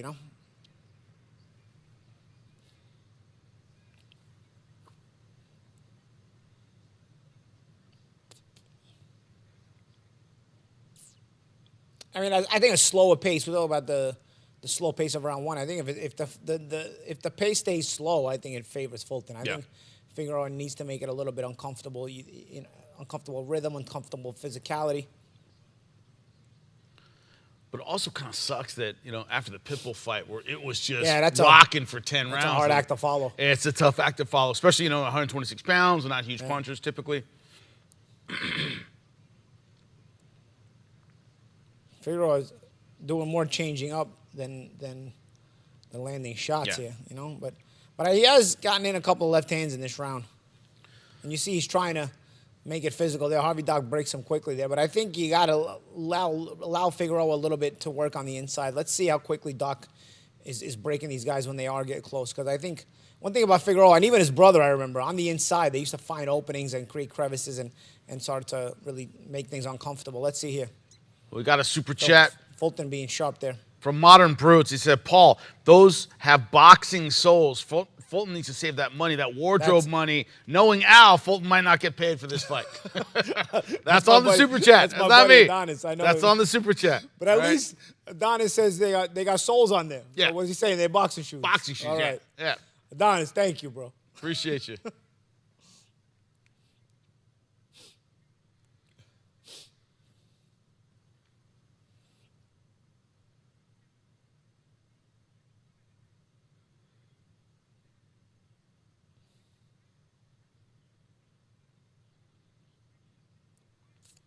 Two nothing Fulton. Yeah, I mean, I think Figueroa did a little better that round, but I think Fulton did a little better than he did in round one. But I also think Fulton did a little bit better than him. But it's the kind of fight that I think it's still yet to open up. Yep. Let's see.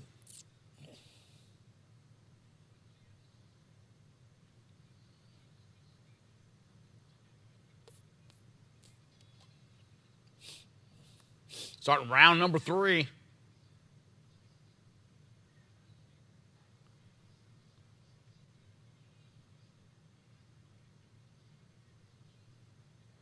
And Figueroa's style is a little goofy. It's a little no. There's wide. Even his brother, I remember, but they're very effective. They know how to be effective. But sometimes the thing with the Figueroas, I mean, at least with his brother, sometimes he would just show up and it wasn't there. I don't know. Yeah. I don't know if it was the way he was living outside the ring. So, but Brandon has a lot of physical similarities to his brother. I don't know where the mental is going to be yet. But he's been a high level fighter though as well. I thought his brother was a lot of fun. Good right hand there by Figueroa. Yeah, nice right hand. I thought his brother Omar was a lot of fun to watch, but he just was very inconsistent. And also, Figueroa hasn't really established a jab, even though he's the taller guy. He's been changing stances and trying to figure out a way to close the gap, and Fulton's done a good job of, not allowing him to close the gap too much. See, there Figueroa was trying to create openings on the inside.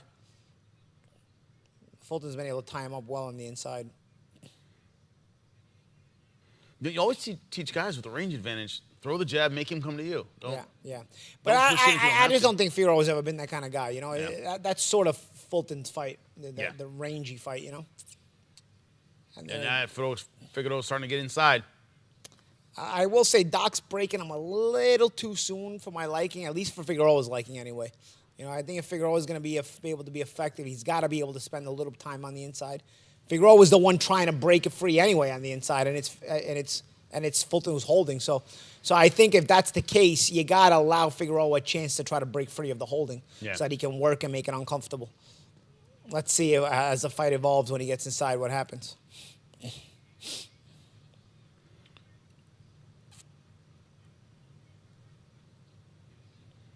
Yeah, Figueroa's starting to feel it a little bit more in this third round. You see there, it's all Fulton holding. You see what I'm saying? Yeah. That's all Fulton holding. Figueroa was trying to break free, and that's all Fulton holding. If you're not going to warn Fulton, which I don't have a problem, you're not warning him yet because it's too early anyway, you got to then at least give Figueroa a chance to, try to continue to break free. Because one thing about the Figueroa is that their style is very interesting in that they have a very keen way of finding those openings inside and making it uncomfortable. Oh, nice right by Fulton. He's good at stepping in, landing that right. Nice right hand again by Fulton. Man, it is crazy that you know, as you know, Figueroa comes forward trying to make a fight out of it. He just sets himself up for the right hand. Fulton's very, very good with it. Quick, another good round, I think, for Fulton. I think he stole it with those right hands. Looking at the props to watch, David Benavidez to win by TKO, plus 350. Both fighters to be knocked down, plus 1,000. Is that worth the bet? That's not bad. Yeah. I could see both guys going down. David Benavidez getting his hands wrapped. That's one feeling, you know, that it's been so long that you kind of forget. It kind of leaves your memory. But that is a very, I call it interesting feeling to be in the dressing room. It's that private moment where you're getting your hands wrapped and, you know, things so much going through your mind, you know, and you're about to. It's real. Yeah. It's real right there, yeah. Yeah. There's a lot going through your mind, but you're at the same time, there's an ultra focus, you know. It's. That's crazy. Back to the fight. Round 4. Figueroa and Fulton. Fulton with that wide stance, and Figueroa comes in, blazing. Never fighting like the taller guy, to your point, Paulie. He just likes to come in. No, he's not going to fight like the tall guy. No. Figueroa is not going to do that. He's going to continue to press.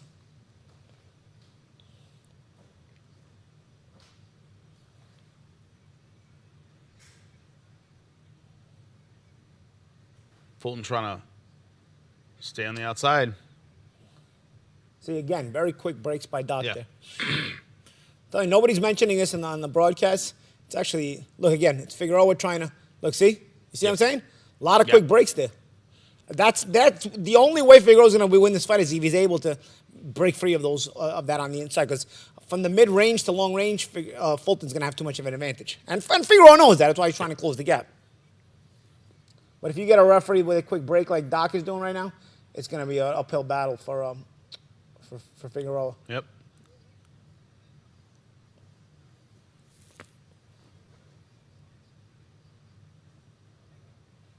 Yeah, they just said on the broadcast, you know, Fulton's the technician. He's the better he's a better boxer. Yep. You know, so you got to come up with something else, and you box a brawler, you brawl a boxer, right? Mm-hmm. Yeah. That's what some trainers like to say. Yep. I tried to box, whether I was boxing a boxer or boxing a brawler. brawler. Got to box either way, man. Or I was boxing a boxer. Yep. I never tried the brawl.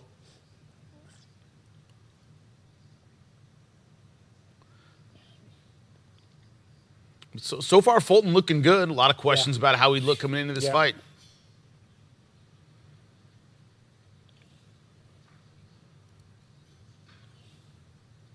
Yeah, and the commentator's really getting on Figueroa, kind of smothering his own punches.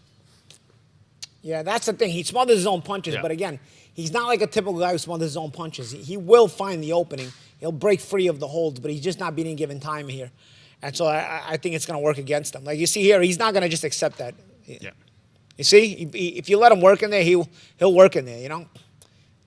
And he'll find the holds there. Like a nice move by Fulton there to walk off the ropes. That was very, very good by Fulton. That's how you got to deal with it. Walk off those ropes as you've been. Nice combination from Fulton, and with the left hook. Yeah, and those are eye catchers too.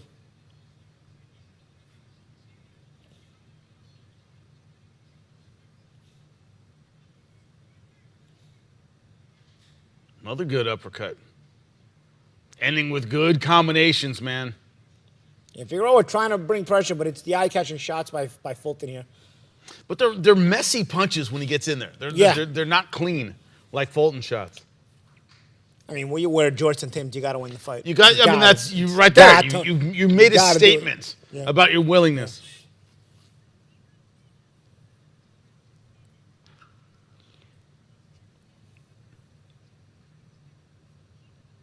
Standing up between rounds.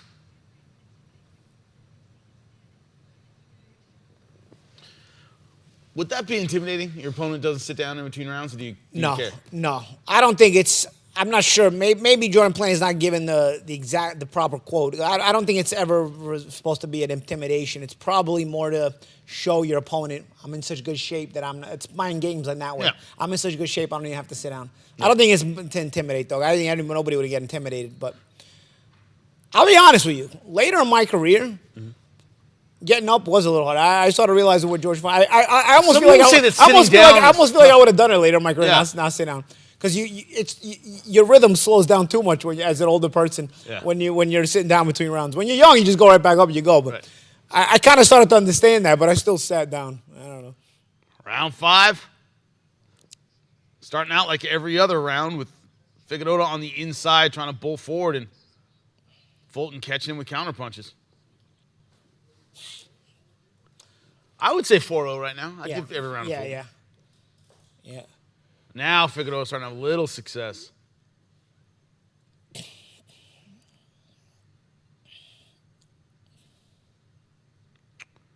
Oh, thank you. Someone's saying I'm great on the mic. Appreciate Jimmy. that. Thank you. Of course, man. well Appreciate deserved. that. Nice Appreciate shots that. there by Figueroa. By Fulton, sorry. Yep. Every card we're seeing right now is 4-0 Fulton. Let us know what you guys think. Yeah. A little bit of an awkward fight. Yeah. But I don't think it's that exciting, nor is it that suspenseful so far.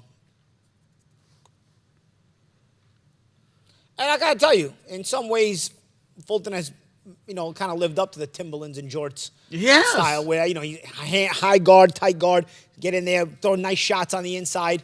He's not trying to fight like a cutie boxing style. He's doing well even in the trenches.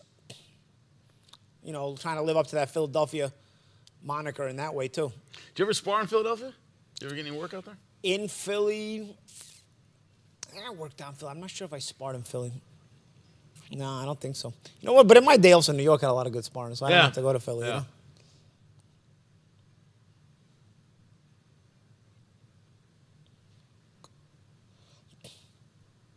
That shoved him off with the elbow.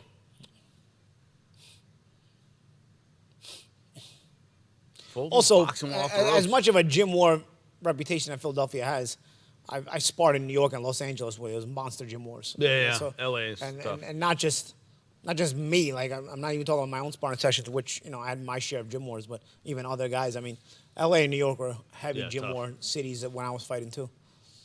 Oh, good shots uppercut, on the left inside, hook. Uppercut, left hook. When that pulls off well, it always looks so good. Pop him up, hit him. Yeah.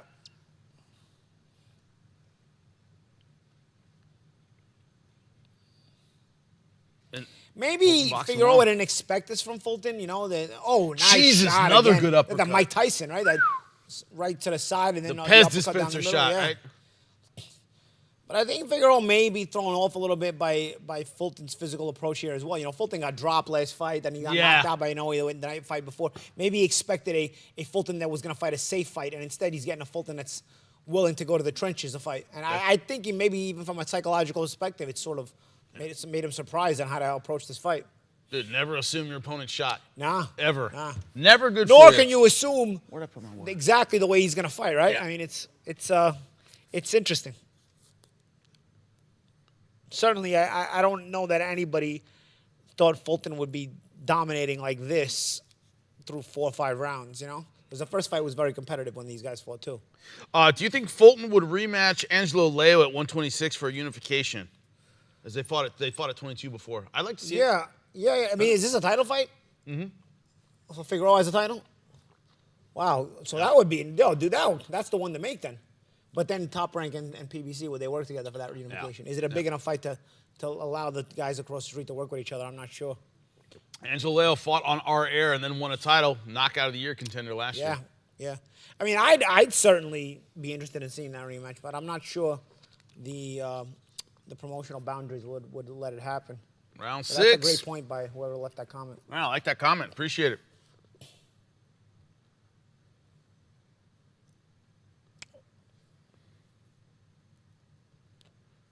Now, this is interesting, too. I was wondering about this. A lot of people saying in the chat, Cruz should have been the co-main because that would have been hot. But, I mean, Yeah, but the matchup wasn't there. You know what I mean? Now, look, in hindsight, obviously, it looks like, we should have had that as a co-main. Yeah. I agree now. But in hindsight, on paper, the Fulton-Figueroa rematch was sort of more intriguing on paper. It was, on paper, Pitbull's return against Fierro, it was just looked at as Pitbull's return on paper, While Ended this up on being a great fight. on paper is a rematch of an ultra competitive first fight, you know. And Yeah. it's a world championship fight. Yeah, if you didn't see it, by the way, the unofficial scorecard has it 5-0 for Fulton over Figueroa. We start round number 6. Holding mine ahead and throwing. Yeah, Fulton's like, what the hell? But Figueroa's got to make it ugly on the inside. Yeah. You keep saying it, Paulie. Yep. But Fulton looks sharp. healthy, strong. You know, like he's getting more snap on his shots too. He's finding the space better than Figueroa is on the inside. Now, on all that stuff I was talking about, Doc, not, maybe he's breaking them too early. Now Doc is actually letting them spend a little time in the trenches, and it's still Figueroa, Fulton doing better. So now Figueroa has no excuses.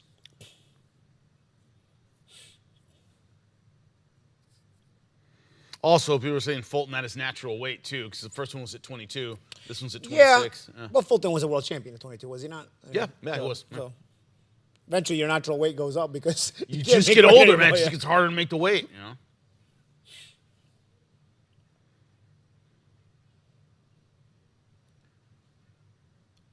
Yeah, good comment from the commentators saying, Fulton's also not, Figueroa's not working the body either. Yeah. Now, Abner's made some good points tonight, man. Yeah. Oh, good Good combination. uppercut. By Fulton. I also like the change of delivery from Fulton, where sometimes he sits in and digs in hard to the body or digs hard shots to the head, and sometimes he'll put together a speed combination and shine it, a little shoe shine to get the attention of the judges. I like that he's had that balance because Figueroa has not had that balance. It's a lot of arm punches on the inside, a lot of awkward trying to find spacing and really never finding it.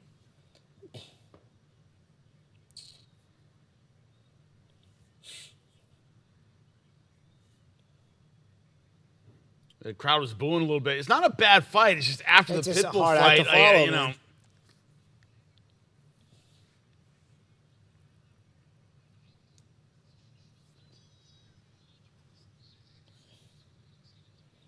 Next week, by the way, San Antonio, Texas. We are back ringside. I'll be doing play-by-play. Color, of course, Paulie Malignaggi, Chris Algieri. That's going to be a great one. As you see on the screen, Ramon Cardenas, Brian Acosta, 25-1 versus 20-0. And Paulie, every time we talk about this fight, you say the same thing. 20-0 can mean a lot of different things. Are you legit? And it's also, we know Cardenas is. Yeah, we've seen Cardenas. Acosta comes in with the undefeated record, but he's got to prove it now against a guy like Ramon Cardenas, who we've seen. And also, if you know at home the kind of fights we put together at ProBox, it's not just good records, and there's a little bit of a dud in there where one guy's got a good record, but he may not be that good. We've put together some really good fights, and if you have watched us before, our shows, you know the reputation we put together. I really believe this card in San Antonio is going to be one of our better cards, and that's saying a lot. It's a really good card, guys. Because we've really done a lot of great shows. So I really would say, watch us, tell your friends, and download the app because it's free. And the more downloads we get, guys, I'm telling you, it's up to you. The more downloads we get, the more the revenue the channel will generate, which means then we can afford to get even better and better fighters to the network and put together better and better fights. And you see our mentality. We're not trying to build anyone in particular. We have our favorite fighters here, but they still get matched tough. What we're trying to build to is constant great fights. Yep. So we do it at the level we have right now, but the more subscribers we get, the more revenue we get, the more we can pay fighters, and we can bring in better fighters and still keep the same mentality of competitive boxing, good fighters and great fights. So we do 50-50 all action fights is what we try to do. Right now, round number 7, Fulton versus Figueroa. Fulton so far still doing well. He could have given Figueroa the last round, maybe. His first one, I think you maybe give to him. Don't know if you would. And if you're on the YouTube channel instead of the app right now, go download the app. It's free. So you're watching a boring fight anyway. Watch the fight and download the app in the meantime. It's free. Also, you get our boxing scene content that's ramping up next week. Some great stuff when it comes to our news content. Boxing scene today, right? Yep. We're gonna have that real soon, coming soon. We're gonna have a new talk show called Boxing Scene Today, where we'll go over the boxingscene.com headlines, and you get to hear Paulie rant about today's boxing. I'm sure Love there'll it. be plenty of rants Love it. on that show where some news pieces get me emotionally charged up more than others. You know how it goes. When Paulie starts doing this, we know. Whenever Canelo and Gervonta Davis announce an opponent, I'm usually love it. going. Love it. That's why people watch. Round number 7. Fulton so far, as you said, Paulie, physically looking good. He looks strong. Yeah, He looks ready. Yeah. I gotta say, Fulton making it look much easier than I anticipated. Remember, the guys, I'm sure whoever saw the first fight between these two, it was competitive, it was close, and it was even mildly controversial, I'd say. But Fulton has really, really, thrown Figueroa for a loop tonight. Someone saying who's there says, no one in the arena really is paying attention. It's the worst fight of the night. Everyone's talking to each other. There's no action. But you know what? It's not that bad. It's not terrible, but it's difficult. It's like following Freddie Mercury at Live Aid, bro. You're screwed either way. Love that You know what reference. I mean? Come on, give But, it up. Freddie it's like Mercury Live Aid. You're screwed either way. So the fact that this is not even that much of a great fight is only worse because you had to follow that. you know? So it's tough. Which isn't fair because I don't think this is a bad fight. By the way, you know who I think followed Freddie Mercury at Live Aid? I think it was Tears for Fears that followed, or maybe Simple Minds. One of Whom them I like. Tears for Fears. I like. It's one of those two. I don't know which one. Sucks. One of those two. It's funny because one of those two it was, and the other one wasn't even at Live Aid. So I'm either really right or really wrong. Not gonna find out. Got my computer in front of me. We're in between rounds. I'll look it up. Whichever one is not the follow wasn't even at Live Aid. Who followed Queen? This is the kind of stuff we do at ProBox TV. Who followed I mean, Queen? do our watchers know Live Aid? We're in between dating rounds, ourselves. so we're all right. David Bowie followed Queen at Live Aid. I was way off. Was either Simple Minds or Tears for Fears. I love But David Bowie. was that in the same stadium? Was that at Wembley or was that in Philly? Because who followed him in Wembley? Followed was Bowie in Philly or was Bowie? Remember, Live Aid was a double concert both in Wembley and Philly. Did he follow him in Philly, or who followed him with the live crowd there? That I don't know. Yeah. But he did follow him at Live Aid. Yeah, but if you followed him in Philly, you didn't have to. Didn't have to get the same. Have to come up with the same energy in the front of that same stadium. I remember you two killed it that Yeah. night. I mean, And I'm old enough that whatever. That's something. I've seen the whole thing. old. I mean, obviously, I didn't see it live, but I've seen the whole thing. I saw Amazing. the Freddie Mercury concert tribute after he died. Uh-huh. I watched that one live. Yeah? From my living room. Yeah, it's amazing. Is that amazing? Incredible. Really? Yeah. That one I missed. Oh, really good. Check it out. Anyway, Figueroa Fulton, round 8. Hey, when you're watching this kind of fight, I guess sometimes you start. Sometimes we go a little off. We go a little off topic, right? Yeah, only here do you get this kind of rambling about all It this seems stuff. like Figueroa was trying to press more while we've been talking about Live Aid. Yes. Maybe he's realizing the urgency of the moment.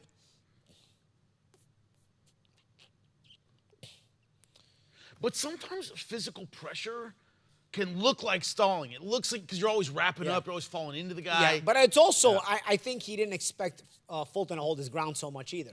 Yeah. And I think that's also throwing him off. He thought he would bring physical pressure to Fulton, and Fulton would be trying to run, and he'd have to try to cut the ring off and get to him. But ultimately, Fulton lived up to the jorts and Timberlands. He did. He came to fight in the trenches. Rocking him the jorts.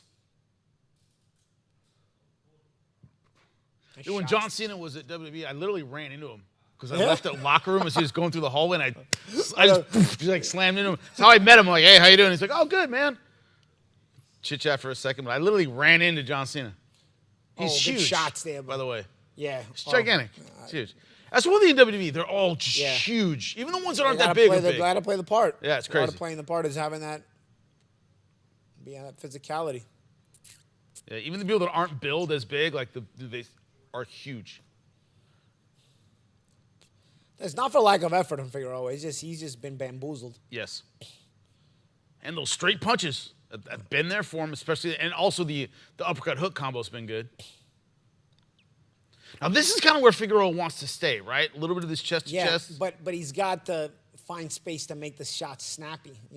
Even at close range, I feel like Fulton's throwing better has punches. the better punches as far as more snappy. Yeah. And more head spinning, so to speak.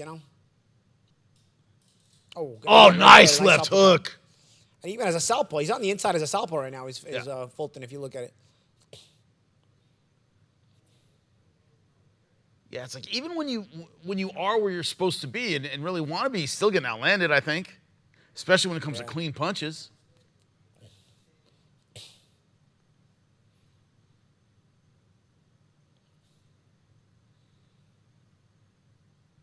Oh. Are you too young for Meldrick Taylor on the inside? No. Rip combinations Meldrick was one of my favorite fighters. Yeah. Oh my God. Yeah. Like even inside, he would throw. Philadelphia fighter. Philadelphia fighter. Yeah. Good stuff from Fulton again, man. What do you guys think on the scorecards here? Let me see. I mean, you see some blood on the nose of Fulton, but Yep. Blah, blah, blah. Super chat. What do y'all think about Fulton's shorts and shoes? Paulie is saying if you rock the jorts and the Timberlands, you got to fight well, and he's fighting well. Yeah. You're just upping the game. Not only that, you know, it's even better when you fight in the trenches. And I feel like, you know, because I feel like jorts and Timberlands, you got to fight in the trenches too. Like it's that kind of trench warfare outfit, you know. And I think Fulton's done that. I really do. I think it also threw Figueroa off. And not only has he fought in the trenches, he's fought well in the trenches. Somebody has an 80-72 Fulton. It wouldn't surprise me if Fulton's won every round. Yeah. That doesn't surprise me either. There was a fighter named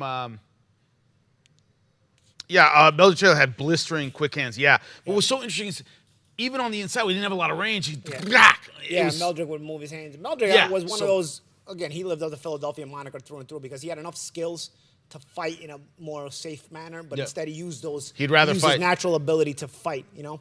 And that kind of mentality is developed in the gym too, you know? Maybe if Meldrick would have been brought up in a different part of the country, maybe they would have made him use his speed to box. Yeah, he would have been slicker, more safe, you know? Yeah. But he was a Philadelphia fighter through and through, and it worked for and against him.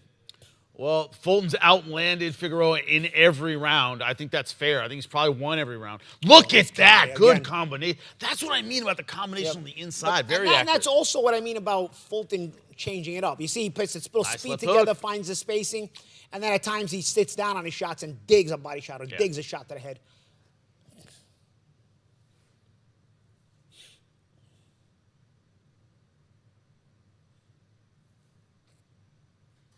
Man. Really impressive because I think a lot of people were ready to write Fulton off after not only the knockout against Inoue where he kind of went out with a whimper, but then also the way he looked coming back. He wasn't, you know, it would look very susceptible. I think people were ready to say, oh, is he shot since Inoue? So this is a really, really big performance from Fulton if this keeps up in these closing rounds because it'll cement him as being back and also make him world champion in the second weight class. But also, Paulie, how good is Inoue? Scary good. Jesus, he's good. Scary strong, too. Jesus. Because Fulton looks good. Fulton's not shot. Yeah.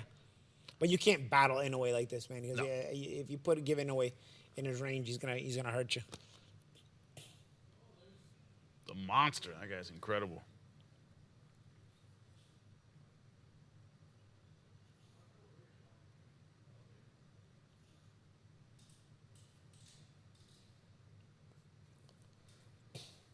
Taylor moved up too quick in weight class. Shouldn't have fought Terry Norris back then. That is true too. Yeah, but then he was shot. I mean, he was shot by the time Terry Norris fought, he was done. Yeah. Even at 47, he won a world championship, but it wasn't the same Taylor anymore. You know, I remember even Chavez gave him the rematch in '94 when he was done. Ate him up. Yeah. Still did decent in the rematch considering he was shot, but eventually he knocked him out.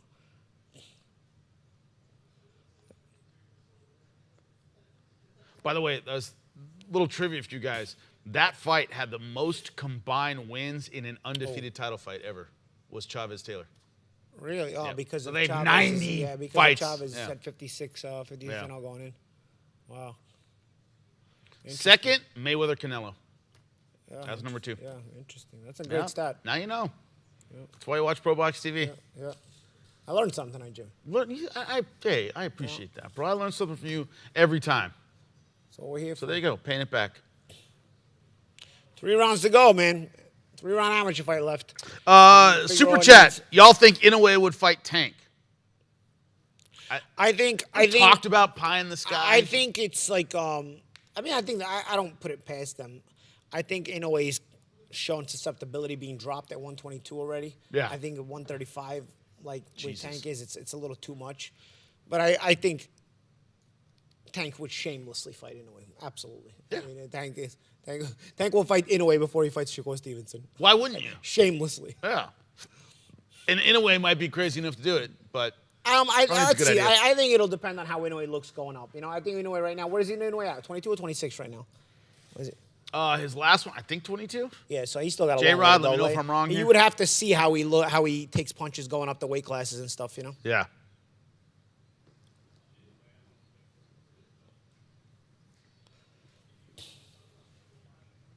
Oh, now J. Rod's saying, "Oh, would we see a rematch because Fulton's looked decent with Inoue?" I don't know. No, I don't. I don't think so. No shot. That fight was non-entity. All right, now But Figueroa. J-Rod makes a good point because Fulton would have a world championship Yeah. at a weight class where Inoue is looking to go up to. Yeah. But would Fulton fight him again? I guess if there's enough money. Oh, another good right hand from Fulton. Now we're at the point, round 10, where Fulton could start coasting in boxing. What's your thought on that? Do you keep doing what's working, or do you go, hey, I'm ahead, don't be stupid? I think you don't want to give an opponent you're beating any room for confidence. Yeah. So I think Yeah. if it's been working, I think you got to stay consistent. Because and I don't mean take chances. I don't think Fulton has taken stupid chances all fight. I think he's just fought a different kind of fight, been in a bit of a grunge fight, but he's fought smart, he's fought effectively, he's been defensively responsible. I don't think you change that. Yeah. You know, I don't think you play it overly safe to the point where you give Figueroa a chance to be confidently aggressive. Yeah, now how many times have we seen in other sports? You know, they'll try and kind of defend their lead, and then you end up giving up. And team will give it up. Yeah, Because there's momentum's the a other team, balance yeah. there. I think there is a way to balance it out where you do get a little bit safer, but at the same time not too safe to Yeah. where you give confidence to the other side.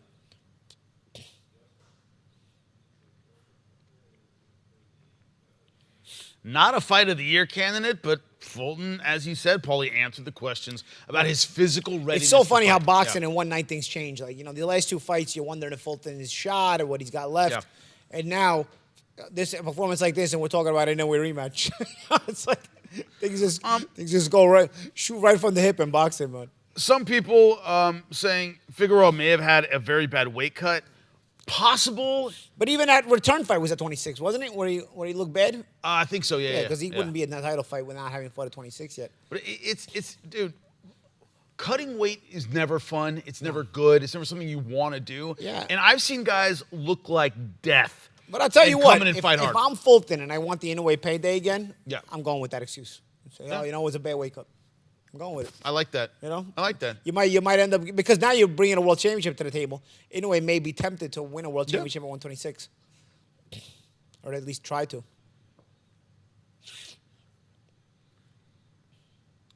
Well, the problem is that Figueroa doesn't have what I call a comeback style. He's not gonna knock you, not gonna knock you down, not gonna knock you out. Yeah, so once he's behind, he's only dug the hole more. And really no adjustments to Figueroa either, Yeah. right? I mean, we've seen the same fighter every single round, and just not really, no thinking to what he's doing, no adjustments made. And once again, doesn't have the power to turn around with turn it around with one shot. And Fulton's been very defensively responsible too, very in tight. Even though he's chosen to fight in trenches, he's been very, very tight defensively.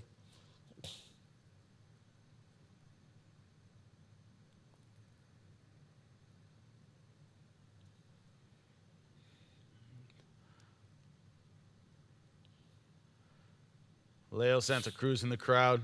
Always a fun fighter to watch, man. Yeah, he was exciting. Very mature look from Leo with the beard. I like that with the beard, Yeah. man. Looks good on him. He wears it good.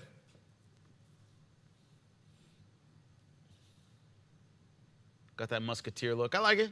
Yeah. I like it. It's cool. Yeah. Rocking the beard. Abner saying his beard's nice. Abner and Leo will always compete in anything. You know? I love they it. had a good rivalry in the ring, and now they're competition for the beard. All right, round 11 of 12. I think both guys rock the beard good, right?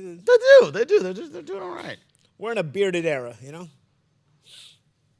I never thought in my 20s, I never thought I'd be rocking a beard. I rocked it, been rocking it almost 10 years now. Yeah, I've had mine for like 5. Yeah. About 5 years. Yeah. Even when I've shaved it, at the times I've shaved it, I've just let it go right back. I just shaved it just for breathing It's purposes. just easy to deal with. Yeah. Every once in a while, you know what I'll do? I like to go to the old school Italian barber. and they just get the old school razor cut because the new guys don't do it anymore. So pretty soon when these guys all I get die the out, there's razor, going to be yeah. extinct Yeah. because nobody does it anymore. Yeah. At least none of the young guys ever do it. So every once in a while, I like to go to like an old school time bar and have the straight razor. But- while they're still alive. Yep, Like yeah. I said, the new guys, none of them do it. Yeah.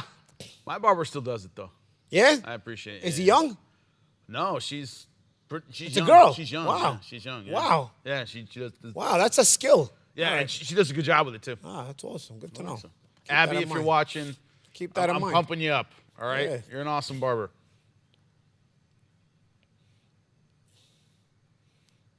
Mine, I got the guy I used to go to in Brooklyn. He passed away, and then now I got my friend's father. My friend's a barber, but he doesn't do the straight razor. He's my buddy. He's like your age, he's a few years older than me, and he doesn't do the straight razor. But his father, who also still has, it's their barbershop in Boston. He does it. His name's Gaetano, and my friend's name is Rocco. But Rocco doesn't do the straight razor, so I need Gaetano to stick around, and because he does the straight razor, you know. So every once in a while, I'll go to Boston just to get the shave. Dude, apparently, I don't know. He died before I was born. My grandfather would shave himself with a straight razor. That's how he Yo, shaved. old school guy's good. Because Well, you know, that kind of razor experience, you need the experience. There was a guy I used to go to in Miami. His name was Joe. He retired. He was older, though. He was from Palermo, Italy. Okay. He used to do it, too. Yeah, he could shave himself with a straight Yeah. razor, yeah. Yeah. And my dad was like, yeah, that's how I learned to shave, was with a straight Yeah. razor. Yeah. I'm like, No, it was about manlier times. yeah. Career military. Now we too. use electric razor. Seriously, man, I'm not shaving with a straight. I have the razor at home, Yeah, his straight yeah. razor, but I'm not shaving with that thing. Right? Yeah, you accidentally slice you off the Dude, dog if you can make kill a yourself. mistake. Right? Oh, got uppercut by Fulton. Also, Figueroa's bleeding a bit around the right eye. So his left hooks keep landing. Speaking of grunge, old school look, you know, Timberlands, jorts, straight razor shave. There you Right, go. goes together. Manly all the Yeah, way through. yeah. That's what I'm talking about. Another Nice good hook left on the hook, inside. man. Again, the eye-catching shots here. We talk about eye-catching Yeah. shots tonight. Fulton has had all of them in this fight. Yeah. And that's what I'm saying. He's defensively responsible. Inside, he's been hit because obviously his nose was bleeding before and stuff. He's been hit on the inside, but it's not been anything super clean where it's been eye-catching for Figueroa. Benavidez Morrell, plus 195, minus 245 for Benavidez. All right, so if you had to make a bet right now, what would your bet be? Benavidez by decision. So fighter and method, what would it be? 'Cause it's about, you know, My starting a little bit. gun to my head pick is Benavidez by decision, but I think if I was betting this fight, it would feel like a real gamble. You know, where it would just where I wouldn't feel confident about the bet the whole way until I got there. You know, I feel like it's gonna be that kind of fight as you're watching it. If you're gambling this fight, I feel like it's a real gamble where it's like, okay, you know, it could all happen, and you're gonna be watching it, and I think it's gonna be that kind of fight where it's gonna be competitive enough to where you're gonna be, you know, when you gamble, you're like, sometimes you put a bet in and you win it easily and you kind of like be able to relax. I don't think this is the fight for that. No, very, very true. Like, I'm not going to make money on this, but I'll Yeah. because It's one of those. So, yeah. If you want to have fun and gamble it, but don't go in there expecting to win. Some bets you make just for the fun of it, but you don't go in expecting to win, and then you hope you win it. You know. Yeah. And there's some bets where you think you're gonna win them, and instead you get kicked in your ass. This isn't one of those. Don't bet what you I don't can think lose. there's really a guarantee one. Oh. All right, he said this publicly, so I can say it because What? he's told this story publicly. What? John Anik, the play-by-play guy from the UFC. Uh-huh. He gambles a little. Yeah. He gambles, within his means. I mean, Yeah, he makes plenty of money. Yeah. But anyways, he'll bet on various stuff, whatever football stuff. And I asked him one time. I said, because one time when he was younger, back in his college days, a friend lost a bunch of money on his online gambling account when it was like. It wasn't totally legal back then. It was kind of fishy, some offshore thing. Yeah. We had those in New York too. Leg breaker came to his house. A leg break came to his house. Came to his house, was like, we want our money right now. And he had to get it from his mom. Oh, that's how it works, bro. Now, he said the story publicly, so I'm not outing him. He told me on Sirius XM. But before they legalized gambling recently, I mean. It was offshore that's what stuff. everybody It did, was shady, yeah. And the offshore was where the account office was taking your bets. Yep. Onshore was the guy who came to break your legs. It was a leg breaker. The Gugine, right? The collector, Gugine, yeah. house, right? With the Rocky glove, the fingerless glove. That's what Rocky did, right? Rocky was a thumb breaker. They You break could have your been a thumb. great fighter, Yeah. but you're a leg breaker Yeah, for a yeah, 2-bit loan yeah, shark. yeah. And they be break your thumbs. That was the thing. The old school, they break your thumbs because you couldn't work. See, you know the old school. Yeah, they break Yeah. your thumbs, man. Anyway, back to round 12. Figueroa versus Fulton. This is why you tune in. All right, we go a little bit off the rails. Luckily, I wasn't a degenerate gambler. I would break my thumbs. I wouldn't have had a boxing career. Yeah, no, I was never really my thing, man. Good stuff from Fulton, man. He's looked good. What last round? Last round. Under a minute left. So Figueroa, this is the kind of fight Figueroa is going to lose his world title tonight. But And you he's know gonna what it be is, like, too? what the hell just happened? You know, like, I did not expect that. You know? Yeah.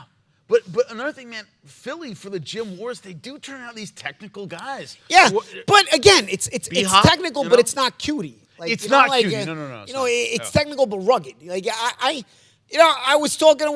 We were kind of have tongue in cheek with the Timberland jorts look, but he fought like a guy in Timberlands and jorts. He fought technical, but he fought rugged. You know. He sat down on enough punches Yeah. to as you What, said, bro? have the eye-catching shots. Yeah. I might wear jorts tomorrow, just in honor. Just of this, wear the this jorts, bro. performance. Rock the This jorts. performance. You know what? On these shows this week. You know what? February I mean, 8th, you know, San I don't care what Antonio. anybody thinks. He's wearing Timberland and You know what? In jorts. Texas, yeah. You know what? Texas is. You can wear jorts in Texas. We wear Steve jorts in Austin Texas. wore jorts. He's from Texas, no? Yep.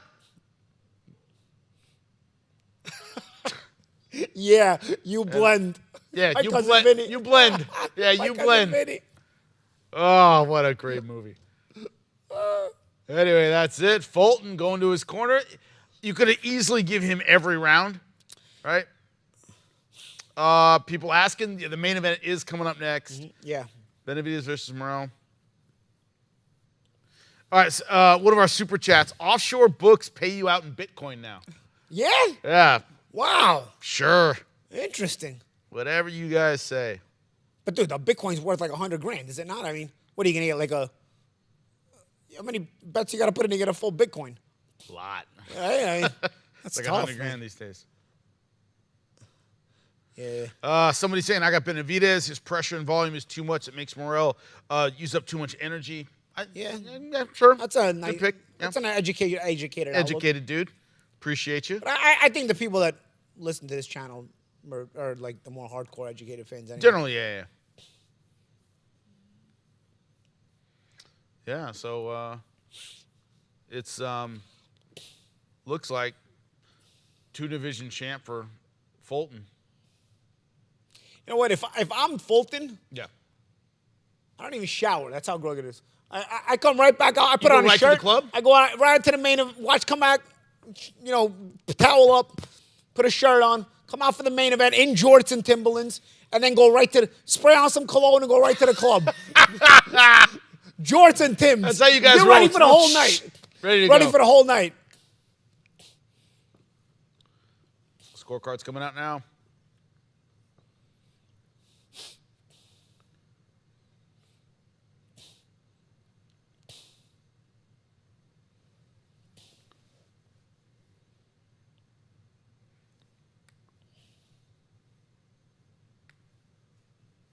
Yep. Fulton wins. Unanimous decision. I think that's fair. Yeah. 4 rounds on one card, Yeah. 5 on the other. Yeah. Easy win. Yeah. And tell you, bamboozled Figueroa. Yeah, he did. Some Timberland power, somebody put it. Yeah. I'm like, yeah, man. Yeah. Timberland and jorts. To me, the That's jorts. it. He's even got a shirt on. That's it. He's got the outfit already. He doesn't even have to do anything. set to go.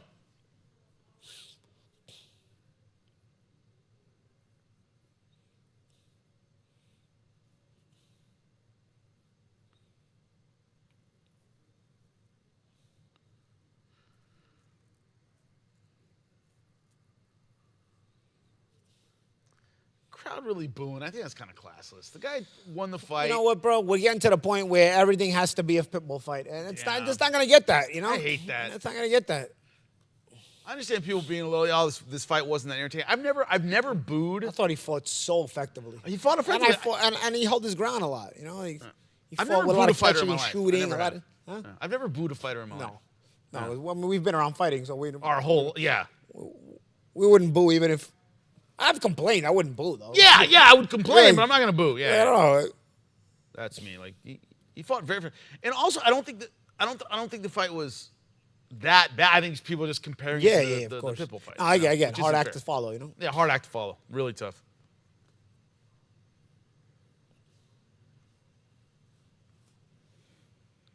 Boxing Scene today will be our show here on ProBox TV. All your boxing news. Lance Pugmire, as we know, great reporter for Boxing Scene. Check out his interview right here. I know things aren't done yet, but how excited are you about where you're headed right now for a September fight? I'm very happy with how things is heading and excited about where everything is going. You have always had a propensity to try to test yourself. Is that what this is all about? Is this the ultimate extension of that? That's what great fighters is all about. You know what I mean? Testing yourself against all the odds. When people say, you're too small or you outmatched or, you know what I mean, you don't belong in the ring with these type of fighters, that's when great fighters perform the best at. How are you on weight right now, and how do you think you'll feel at 168? I'm going to feel great. You know what I mean? I don't need to worry about the weight. I'm gonna feel great. Give me a little talk about what your ultimate advantage in this fight is against Canelo as you dissect the matchup. Man, we're gonna see come fight time what my advantages is. I'm the type of guy that likes to get in there and feel my fighters out and adjust to whatever they're doing. I think that's my biggest attribute is to be able to figure out every opponent that I faced thus far, and I'm looking to do the same come fight time if the Canelo fight happens. You have made this fight yourself, but obviously Turki Al-Sheikh has been an important figure for you. How grateful are you for what he's done and kind of asserting his voice into making sure that this fight can go down? Well, I'm definitely grateful for what Turki has done in the sport of boxing. He's making all the biggest fights happen. All the fans, friendly fights that the fans want to see happen.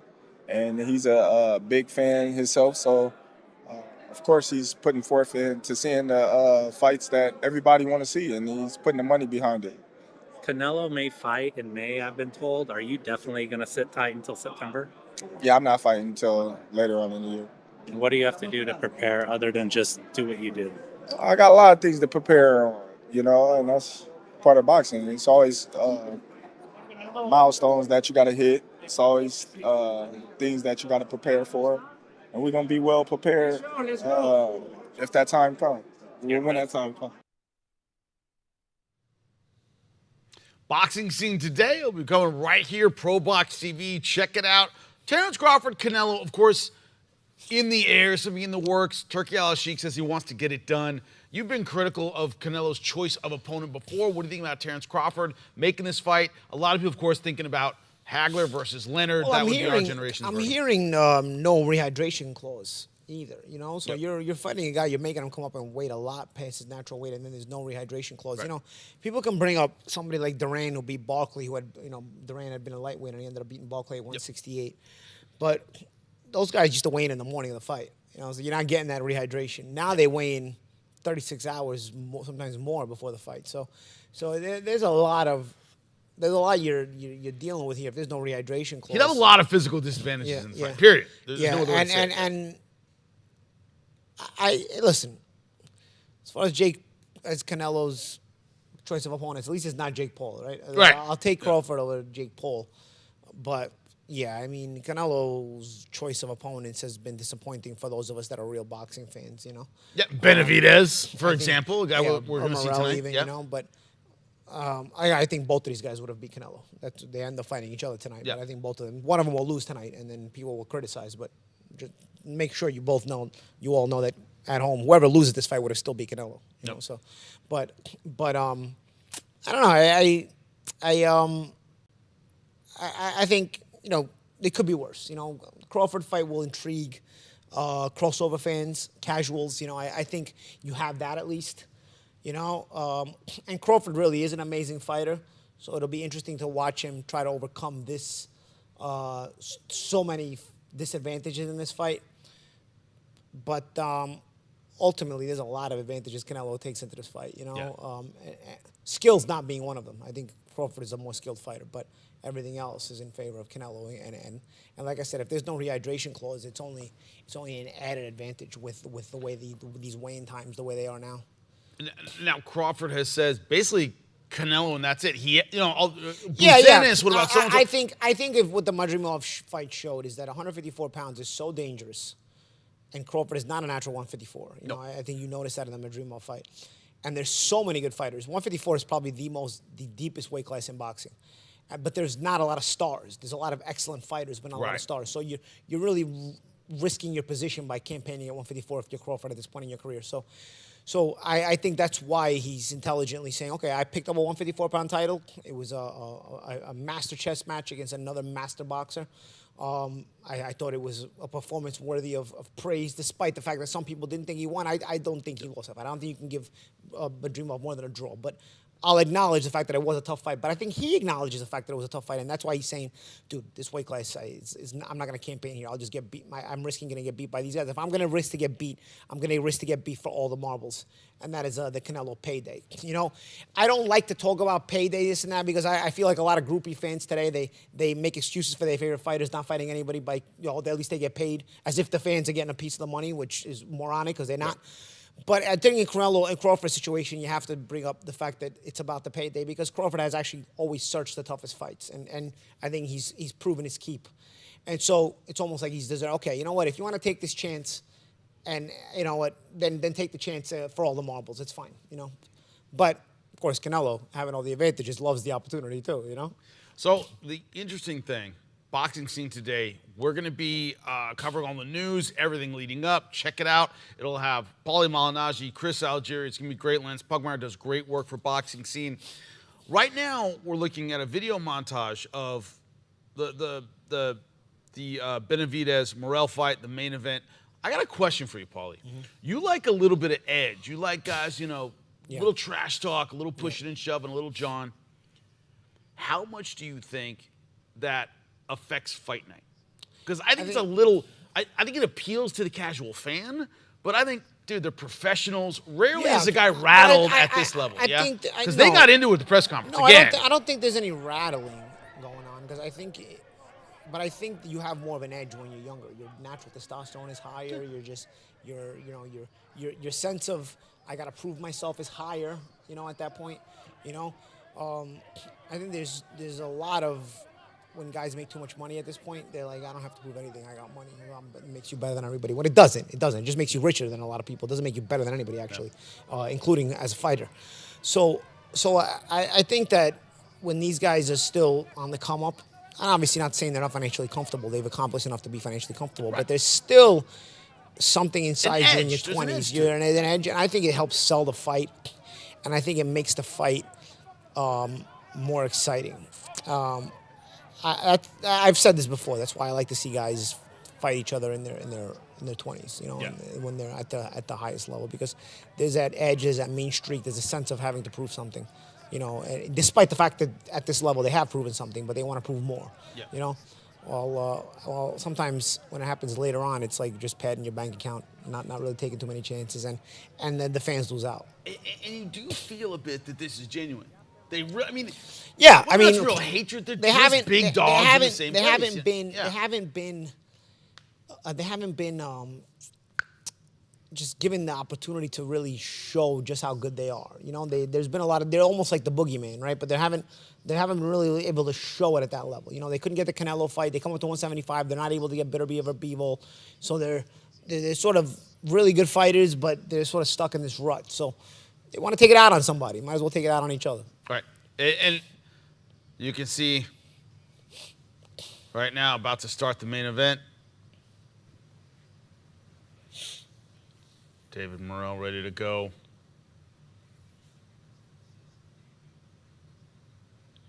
You talk about they're showing the tail of the tape right now, 27-28.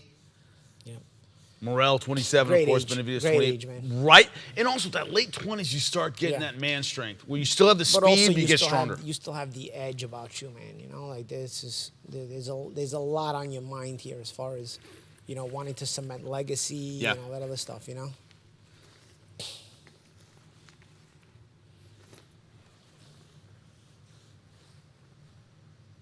I'm saying right now, two guys in their prime. I agree with you 100%, Paulie, that the spread on this is pretty insane. I think it's going to be a competitive fight, man. Well, I think yesterday you had the odds were much closer. There's been a lot of Benavidez money that came in the past 24 hours. You know, that shifted the odds. Yeah. Because I think yesterday Benavidez was less than minus 200. You know. Yeah. So now he's what minus 245 last time we saw. Minus 245. Yeah. So been a lot of Benavidez money coming in the last 24 hours. We'll see.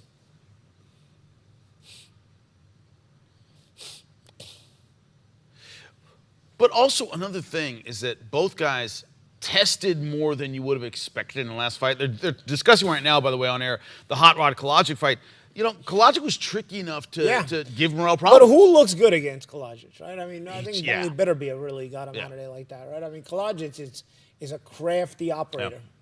And so is Vazdik, who Benavidez fought. Yeah, Vazdik. Same deal. Well, and Vazdik's an ex-world champion. People forget Vazdik was actually beating Beterbiev when he got stopped. You know? Yeah. So, you know.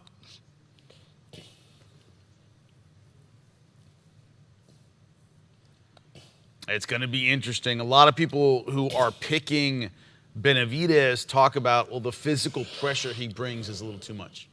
You know what I mean? I mean, that Benavidez will that's bring what you're a little saying, but he's never had to fight a fighter this skilled. I know he fought Caleb Plant, but which is obviously a great win. But I'm not sure if Caleb Plant can match the hungriness of Morrell, because Caleb Plant post Canelo made that money, and he's a little bit. He's still an excellent fighter. So does he have the same edge as he did before the Canelo fight, you know? I think Morrell is a skilled fighter with an edge. Now Benavidez making his walk.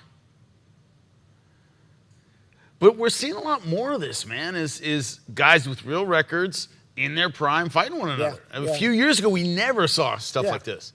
Yeah, I think it's a good year for boxing, honestly. It really is. Yeah, I thought last year they had a lot of good fights. I think, I think, this year's shaping up. We're seeing some good fights on the schedule. Later this month we've got Beterbiev and Bevol's rematch. You know. And I may be the only dud is Gervonta and Roach. Where again, it's not even a knock on Roach. He's a good little fighter. It's just I don't think he belongs in a fight like that. But also the physical disadvantage. The physical fact disadvantage. That he was a perennial contender, but only just now won a world title at a lighter weight class. And it's all that. It's all that. And the fact that Gervonta's been at pay-per-view for half a decade. But I like Lamont a lot. I know we called this fight in D.C. his last one in D.C. There's nothing wrong with Lamont. I love watching Lamont fight. But it's the less choice of opponent for a guy like Gervonta, who's been doing pay-per-views now for, half a decade? Yep. He's yet to fight a future Hall of Famer, aside from Leo Santa Cruz, whose best weight was at 118, 122. Yeah. So, really, what are we... Mitchell let's enjoy this fight. Let's enjoy this fight. Let's enjoy it. Jimmy Lennon Jr. doing the announcing. Love him.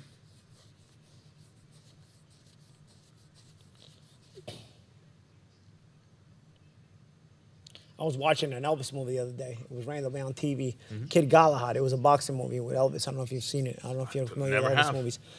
Jimmy Lennon Sr. is the announcer. And Jimmy Lennon Sr. I know was in the early Rocky movies, but he's already kind of older. It's a younger Jimmy Lennon Sr. It's probably like younger than Jimmy is here. Does he look like, The young Jimmy Lennon Sr. really looks like Jimmy Lennon Jr. It's crazy. That's funny. We've seen Jimmy Lennon Sr. in the early Rockies, but he's already old. But in Kid Galahad's like early 60s. Yeah. Jimmy Lennon Sr. looks like Jimmy Jr. That's awesome. Also, pro wrestling announcer, by the way, at the Olympic in L.A. He used to call pro wrestling there. Wow. See, that's before my time, no? That's before my time, too. Yeah. I got a couple years on you, but it's before my time, too. It is. I remember the guy in WWF, but I remember with the mustache and the bald guy. What's his name? Howard Finkel, no? Finkel is it? Are you thinking Mean Gene? No, Mean Gene was the interviewer. Yeah, the ring announcer, though. Was Finkel. Yeah, I think so, yeah. Howard Finkel, right? Yeah, Howard Finkel, yeah, if I remember correctly. And no! Here's your winner! So good. Now they have him outside the ring. So, the ring announcer... Finkel? Oh, no, the ring announcer. Now they have the ring announcer. They don't even give the ring announcer shine anymore. They don't give him shine anymore. They literally, They lost... Man. Yeah, when I would sit and commentate, the ring announcer would be sitting next to me. You get the greater than and less than old school WWF or new school WWE. Greater than is old school WWF. Hey, I loved it as a kid, man. That was my thing. For any 80s kid, that was one of the era is crazy. That is one of the great memories, is the WWF of the 80s. I liked NBA too, man. You had Ric Flair. Yeah, Guys yeah. like Bruiser Brody. Love them. Yeah. WCW. Yeah, great stuff. Yeah.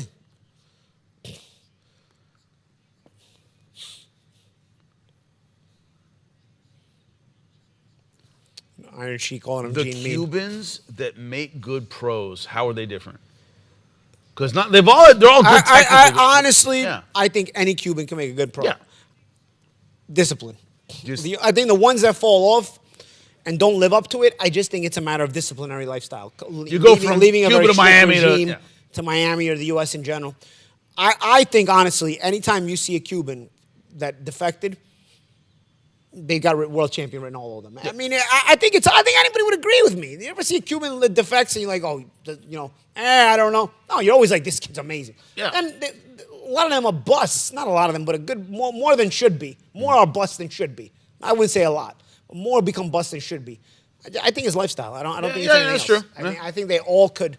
I think they all have the physical ability to be excellent pros. Yeah, Morrell actually in Minnesota, one of the few Cubans who didn't come to Yeah. Miami. And remember us talking some- about, you're like, yeah, it could have helped him. Yeah. No, Up in if Minnesota, you look yeah. at the ones that leave Miami, the ones that bust are always in Miami, mind you. Oh, yeah.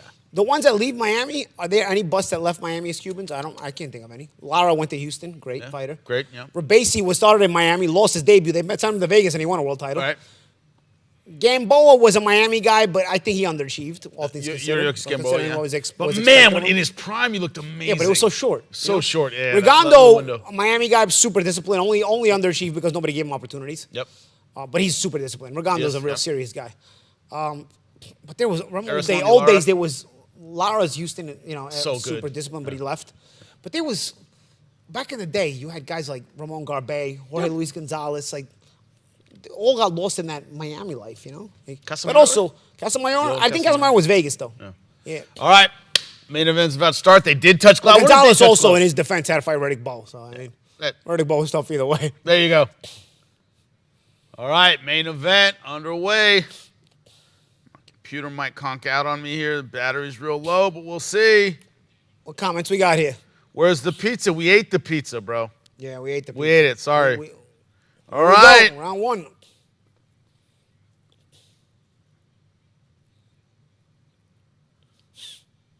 Any good comments to start? Any predictions? What I'm seeing mostly of Benavidez. Yeah.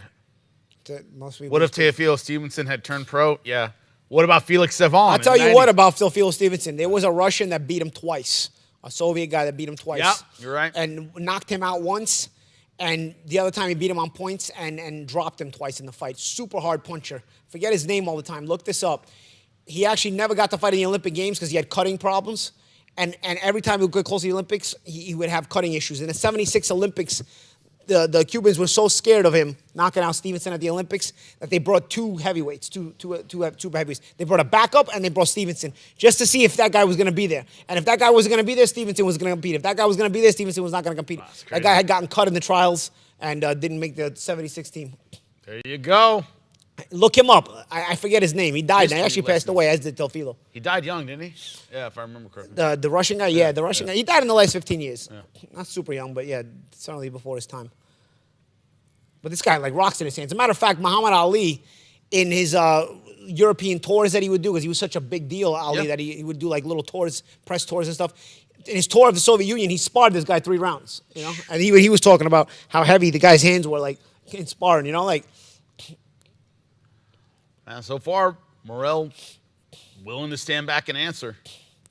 Yeah, Morrell's sharp. Yeah, real sharp. Trying to get off first and trying to keep Benavidez on the back foot. I think that's the only way you got to really approach Benavidez. You get Benavidez develop momentum, it's going to be a big problem. But also the people that think Benavidez is going to walk away with this and talk about his volume. And right now, Morrell's throwing a lot. Yeah, and that's what Benavidez wants you to do. He wants you to feel that heat, to throw too many punches and start to feel that suffocation. It's one thing Benavidez does really well. He's got a good guard. He doesn't move his head a lot. He has a very good guard and stresses you physically and mentally.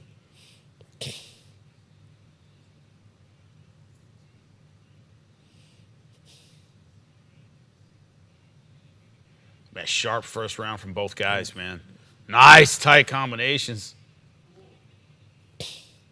Yeah, but Morrell's got his hands up for all those shots, man. Yeah. Yeah, both guys have their hands up with these shots so far, but nonetheless, some good enthusiasm on these shots. Again, you see what I'm saying, how fast they're starting? You know, if these guys fight in their 30s, you don't fight this fast. Yeah. You know what I'm saying? Yeah, Like, very this true. is the intensity of youth as well. You got something to chip on your shoulder, something to prove. You know, like, this is why you're supposed to fight when you're young. Caught him a little off balance with the hook. Dude, Morrell's not getting pushed around. Morrell's not getting Blew him a pushed kiss on around. his way back. Yep. That was a close round. Very close round, folks. What do you think? Let us know in the chat who you thought won that first round. I don't know. I'm kind of leaning toward Morrell personally. First scorecard I'm seeing, Morrell 1-0. Yeah, it's tight. It could even be 10-10, honestly. Problem is you almost never see that. I feel like you should see it Yeah. more. Like, why should somebody pay the price for you not being able to make up your mind, right? Yep. All right, Igor Vasilovich Yavatsky.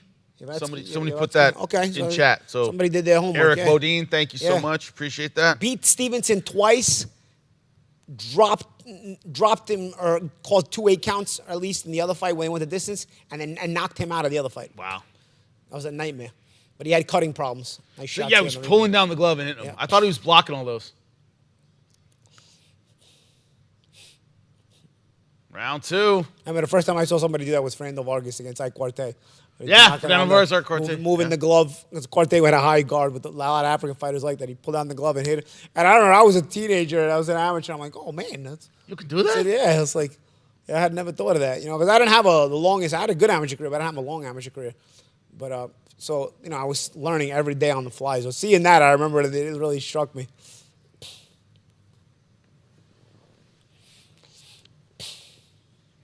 Man, Morrell's quick. Yeah. I think that jab is. I felt like that jab could be nice Nice hand straight there. left.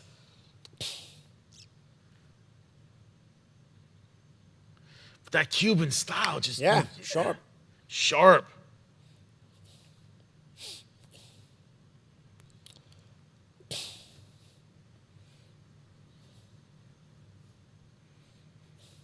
And it's so rare, Paulie, as you know, southpaws with a really dangerous jab. Morrell's got a really great lead jab. Yeah. Winky right, shout out to him. Yeah. Dude, a Another southpaw with a great jab. You know, so a southpaw with a good jab in his prime, Camacho. Yeah. Camacho. Pernell Whitaker. Yep. Michael Moore had a good jab. Michael as a Moore. heavyweight. Yeah, heavyweight. Yeah. Good shot to the body there from Benavidez. stuff, Good move man. off the ropes from Morrell, though. Yeah, when Benavidez brings that pressure, you can feel the confidence, and he feels better about it. But, man, from the outside, But again, look at Morrell's the looks real intensity of sharp. this fight. You see what I'm saying? Yeah. Like, again, I'm going to keep stressing it. This is why guys have to fight in their 20s prime. Because it's not just that the physical part of the physical part is more energy because of their youth. It's also their mentality. They want it. You still want to prove so much, you know? Greatness is still on your mind, you know?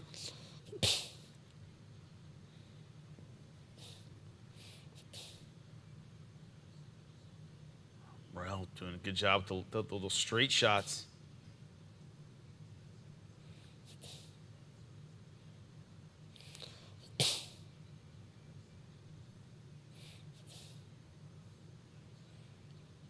Nice right shots in there. hook. But again, you see how Benavidez sets that up again, bringing Yep. down the guard of Morrell. Morrell's got to be careful as the fight weighs on. If he gets hit with those shots clean later in the fight, Yeah. you take it a little bit differently.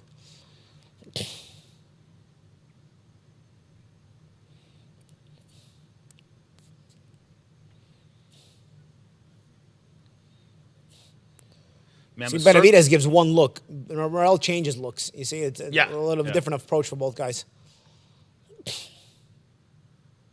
Well, really, I think the odds makers are nuts because this has been a very close fight Yeah. early. But you know what also shifts the odds is the bets coming in. You know, Yep. the amount of betting. So we're the bettors nuts for being so one-sided. Yep.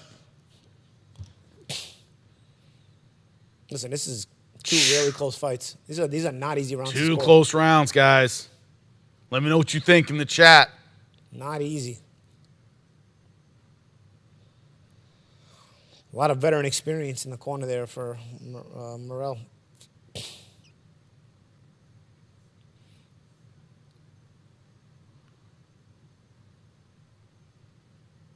Benavidez looks slower. Well, I mean, obviously, yeah. I don't know that Benavidez was ever super fast. Yeah, and he's not a triggered. speed Benavidez guy was anyway. Yeah. fast when he got his hands moving already. Yeah. But Benavidez, like, you know, to that 0 to 60 action speed, like where it's like you're going from 0 to nothing.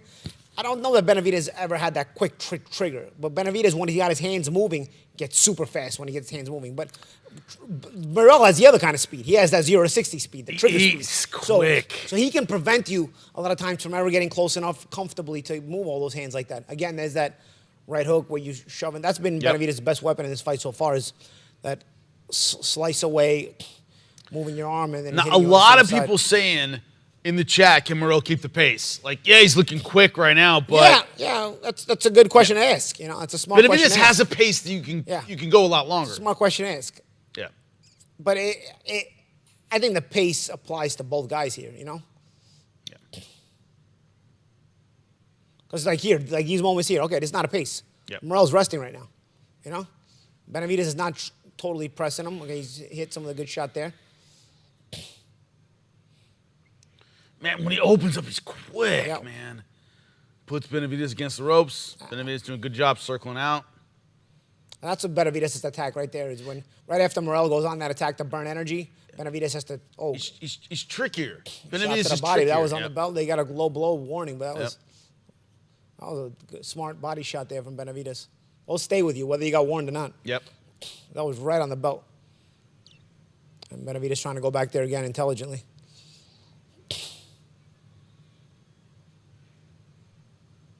Yeah, it's funny. The commentators say two of the most avoided fighters in the game. Yeah. Yeah. Oh, absolutely. Two guys nobody I mean, wants to anybody who doesn't have their groupie goggles on knows these guys have been super, super avoided. You know, very clearly, and for a reason. You can already see these. You can already see the intensity between these two guys. This is why it's hard for these guys to get the best fighters to fight them. Yeah.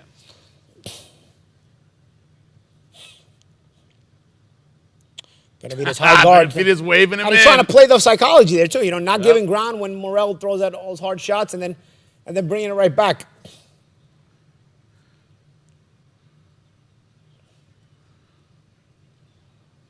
Yeah, it's very intelligent here for Morrell to change looks like this because it forces the opponent to sort of refocus on you, and he doesn't attack you as consistently, and you get like a little cheap break. He's trying to read you and figure you out. Yeah. But in reality, well, you're just doing that, maybe not even intending to attack. You're changing the look just to make him refocus so that you get a break. You see, every time Morrell does that, Benavidez doesn't really attack. He gets so it gives Morrell like a little cheap break. Of course, you can also attack from those different looks. Don't get me wrong, which I'm sure Morrell will do at times, but those changing looks, it's also for rest. Remember Benavidez, Sergio Martinez? Yeah. He's like, Yeah. you're trying to read him, and boom, and he comes in with a big shot. Yeah. He's one of my But it favorites. also intelligently slows the pace in little spots. Yeah, in little spots, yeah. Which is all you need when you're in shape. And he was in tremendous shape every time. Former cyclist. Yep. Man. I think a better round for Benavidez this round. Yeah. Well, the early body shot, I think, helped him too. But he got to work for it. You know, I think I'm telling you, I said before, I don't think this is going to be one of those fights where you're going to comfortably get through it if you bet the fight. No. You can never relax. Is there a little cut? Let's see. He might be cut. Seems like they're checking a slight nick there. Oh, headbutt. Let's see. Said they're going to review it. They may review it. You know, lefty versus righty, it could happen. Happens all the time, man. It's not, I don't think, actively bleeding, though. Yeah, but you know what? You still have to acknowledge it as a headbutt or not because in case it could open Right, worse. in case it does, yeah.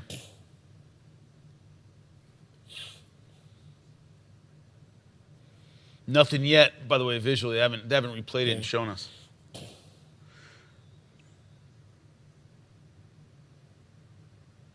Worthy fight so far. I mean, this is what I'm talking Dude, about. this is a really good Again, fight. This is why when you guys hear me bitch and moan and complain, guys don't fight each other.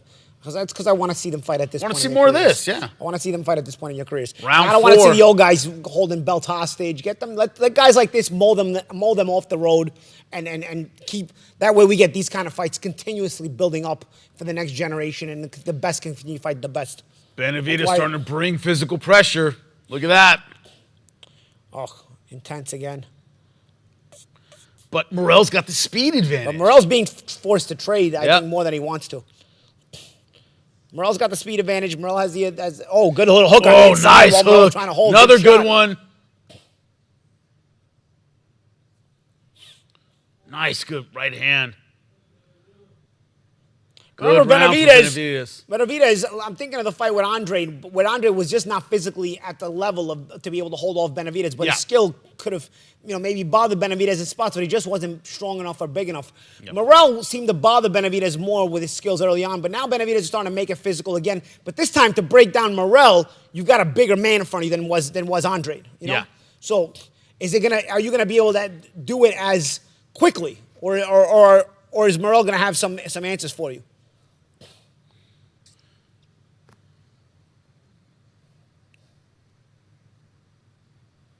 Benavidez has focused on the body a lot, though. Yep. It's a way to take the speed away from Yeah. a guy. You know that. And both up the middle and around Nice the body. uppercuts.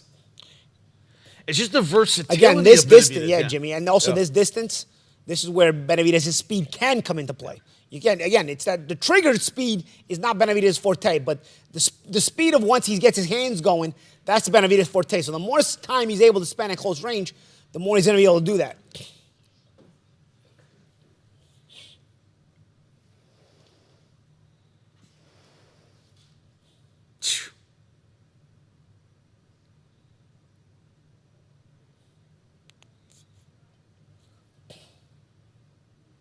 Yeah, good round for Benavidez.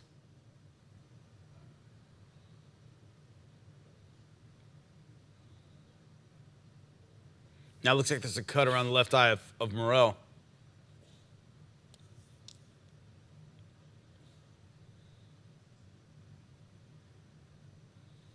Oh, good shot there. Caught him. Yeah. Morrell is hurt, but firing back. Oh, Morrell actually fighting back more. Oh, good hook again. Good hook again. Morrell might be hurt. But again, the youth. Yeah. When you're young, you fight like this. Again. Is that the bell ring? Nope, that was the clapper. Oh, nice uppercut. Had him wobbled. This is not going the distance. Nope. I can't see this going the distance. Nope. But they're gonna go off. It's gonna go off fighting. We don't want It's gonna. to jinx J-Rod, but it doesn't look like it's going the distance. Man, Benavidez looks good. Wow.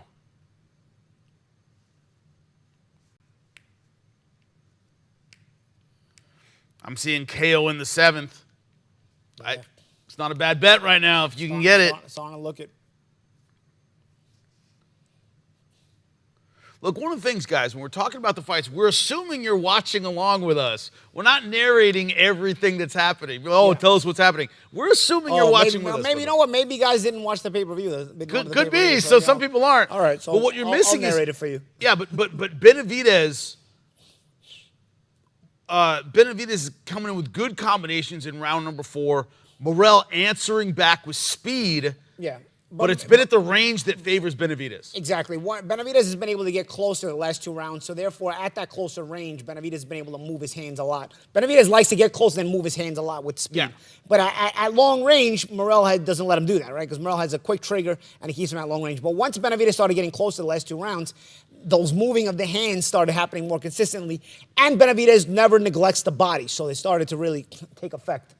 Benavidez is bringing a lot of pressure even now. The versatility of his punches is there. He works the body well, good uppercuts.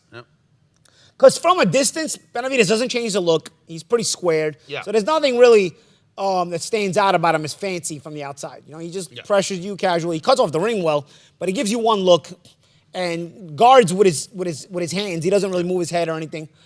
But he's basically looking to just get closer and closer so he can get to you. I know he uses jab. He uses jab, but so does Morrell.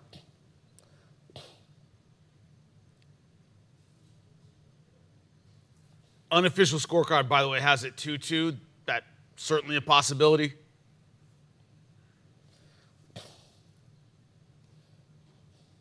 But the momentum for Benavidez is he's starting to increase the pressure more and more. Morrell going backwards. But that was your now thing. trying to clench more. And what he's got trying to clench now is he's up against the ropes. So Benavidez First got real close. clinch of the fight we've seen so far. Yeah. But, Paulie, that's what you said. He said if Benavidez can bring pressure, it's his fight. Yeah. Yeah, Morrell caused another clinch here. He's looking to get cheap breaks, maybe slow down the forward momentum of Benavidez.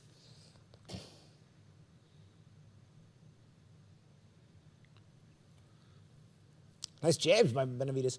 Morrell trying to press forward now, and Benavidez jabbing on the back foot. Yep. That's interesting.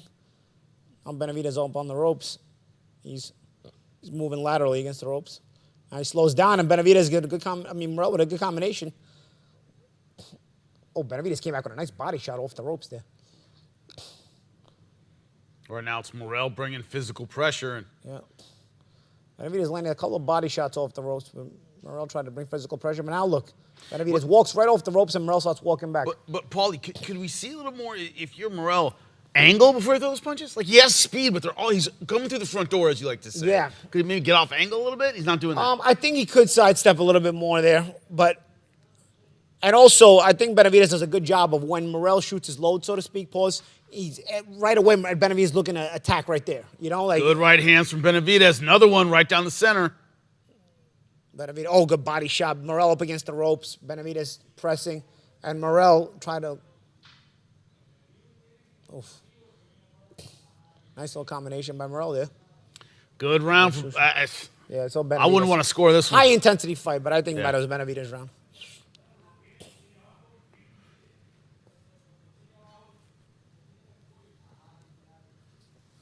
Benavidez is scoring, saying we're doing good.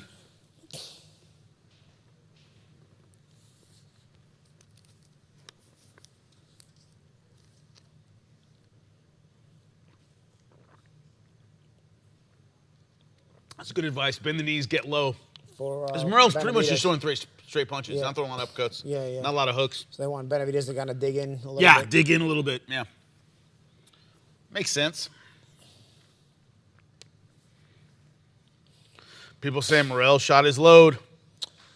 And you look at notice Benavidez on this replay. Morrell goes for it here, but look, Benavidez always chooses right after a Morrell attack to go attack Morrell. Yeah. You notice he's very smart in that, very intuitive in that way. That usually when your opponent, or even when you do that, you throw a bunch of punches, hard punches. Now you want to take a break, to catch your breath. Benavidez knows to attack right then, and you notice he does that a lot whenever Morrell tries to open up a little bit.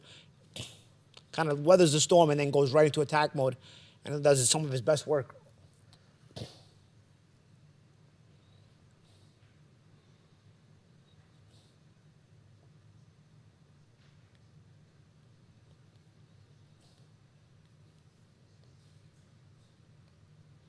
That's really such an evenly matched fight, man.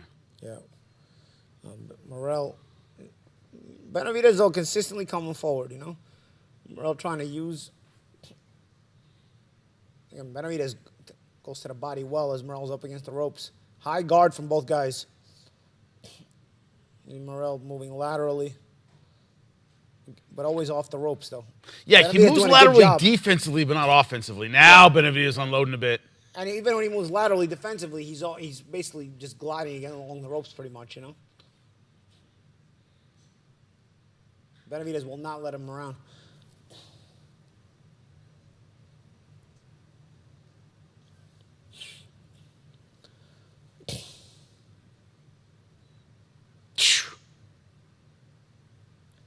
Tricky hooks for Benavidez. Morrell trying to give that high guard, but not throwing back a lot.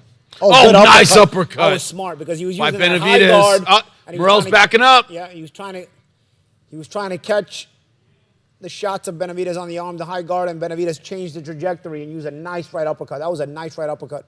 And now Morrell's coming back.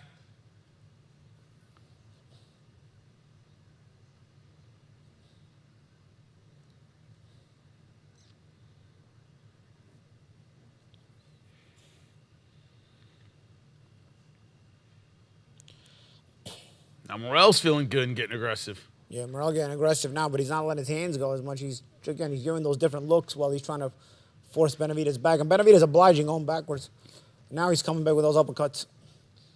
Oh, Benavidez throwing 3-4 straight uppercuts. You see, again, the response is back and forth. These are young fighters. This is why you get these intense responses back and forth. You get two hungry young fighters. You see, that's why you fight with enthusiasm and passion, man. That's what I'm talking about. You do that at this age, you know? Well, this has been well matched for sure.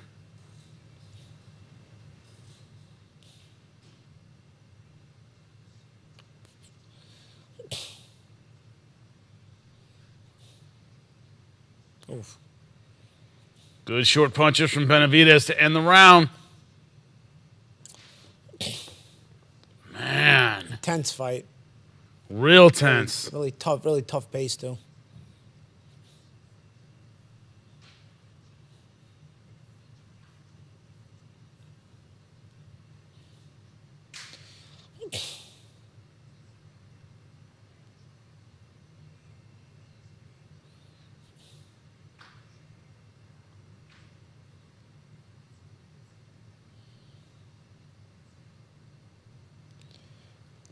What did David say in the corner?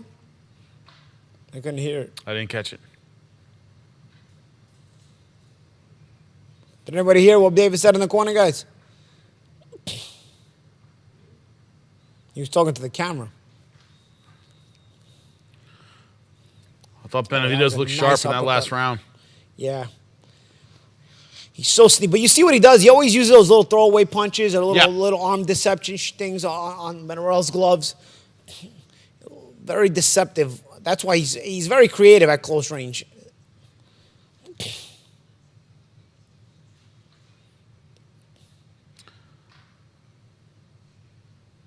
Landed punches, Benavidez 110, Morrell 77.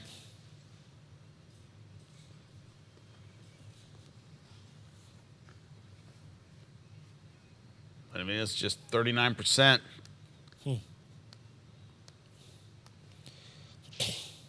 But you're right, Paul. It's those tricky punches. He's just shown more versatility with his offense than Morrell.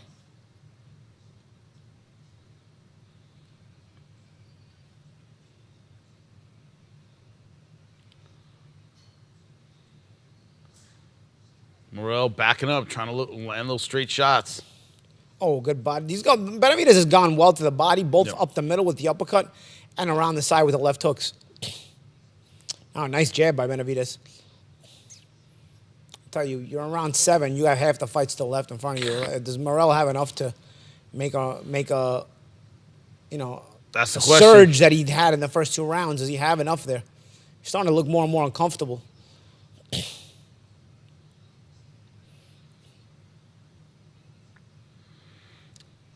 Body punches 8 in this round.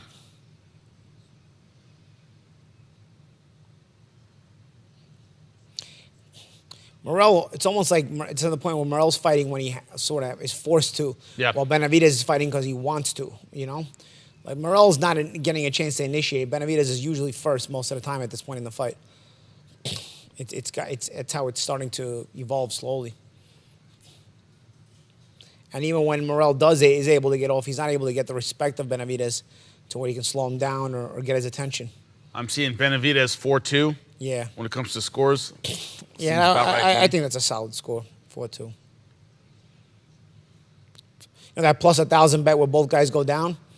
Not looking great. It's not looking good right now.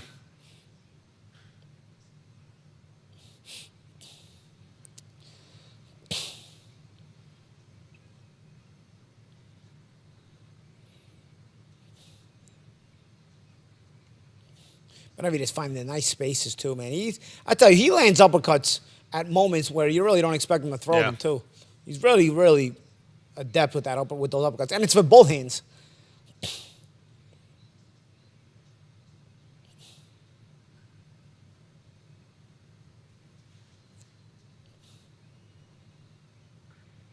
Just good reactions from Benavidez. It's another Benavidez round. Yeah, again, it's just the more and more of the consistency.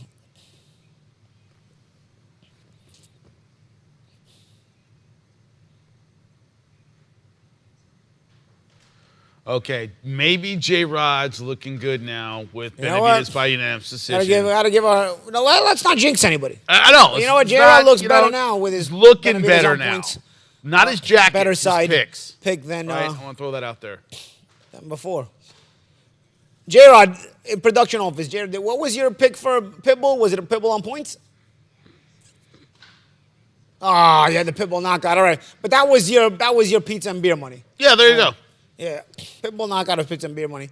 Benavidez on points was the bet. All right, I got you.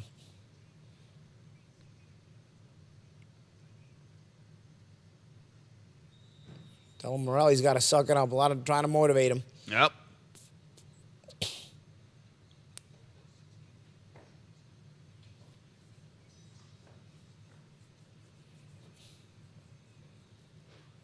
Again, I think it's a matter of being first consistently, and you're starting to see that become the habit of Benavidez in this fight. Yeah. While early on, the intensity of Morrell was able to respond and even initiate a lot of times. Now it's sort of, he's almost starting to get beaten into that submissive role as Morrell.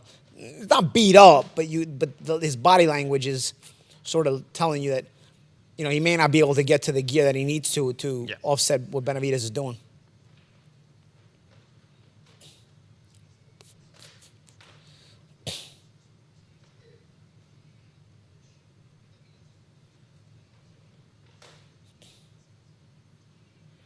And he's making that ring small. Yeah. Again, a consistent pressure. Consistent pressure by Benavidez. Benavidez one coming forward. Morrell firing. And it's not easy to cut off the ring against a southpaw as it is to do it against a fellow right-hander. So, Morrell is getting some spaces at times to escape, but overall the ring is square and Benavidez is making it very uncomfortable. Since round 2, it's been Benavidez landing more punches than Morrell. Every single round.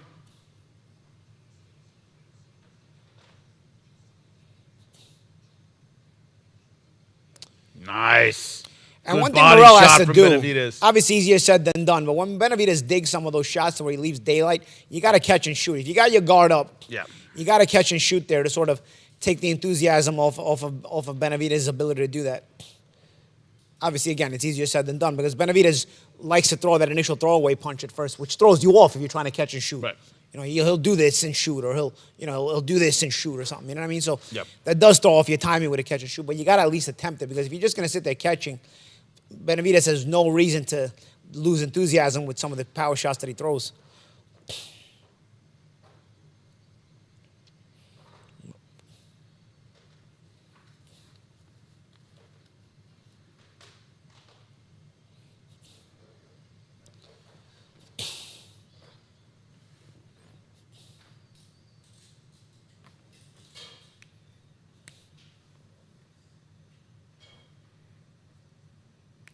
Yeah, and a lot of the commentators just said it. So, Morrell's Morrell's used not to being using- the bully. Yeah, he's not Benavidez used to bullying seeing him, the guys resist him and press him back, of course. Well, this is where you separate the men from the boys at this highest level, right? So Benavidez is really imposing his physicality. Morrell not bending, but he is slowing down.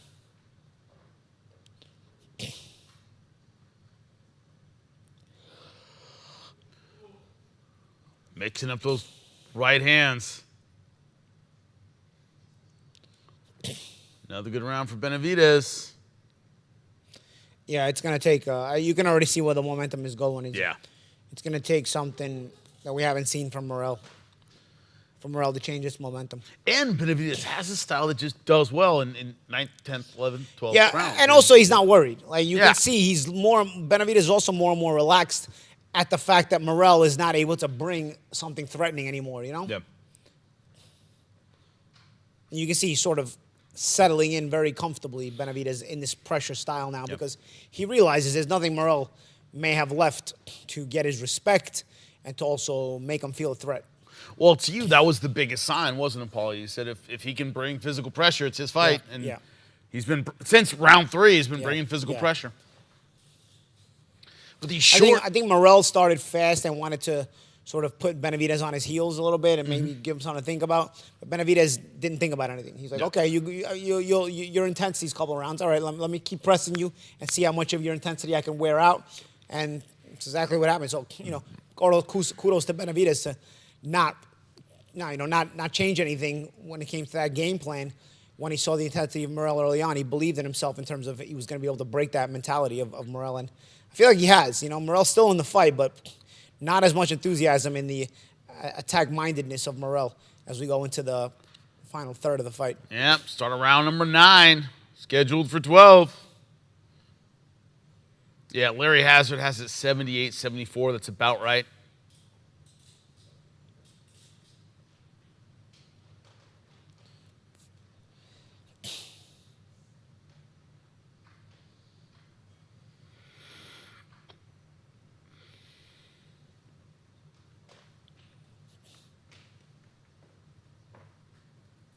Good short punches, bringing it.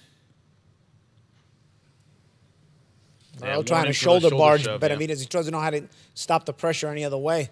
Yeah.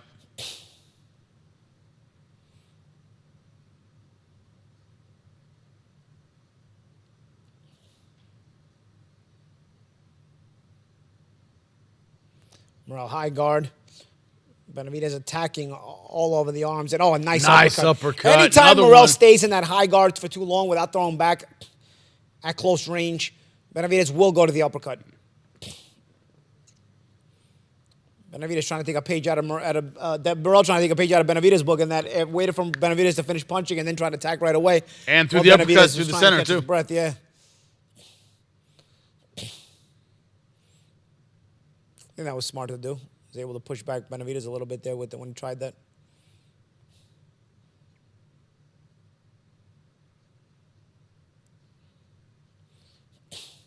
Oh, nice left hook from Benavidez.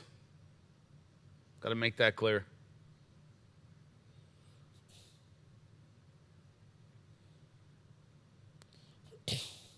Again, not neglecting the body, Benavidez.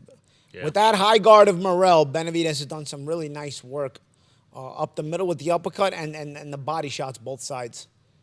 And honestly, when he's not been in the high guard, Morrell, Benavidez has snuck in the uppercut to the body as well. Yeah. You know, in the high guard, it's harder to get that in, so he goes around the side or he comes with the uppercut up the head. But at times when Morrell's guard is a little bit open, Benavidez has made sure to sneak in that uppercut to the solar plexus.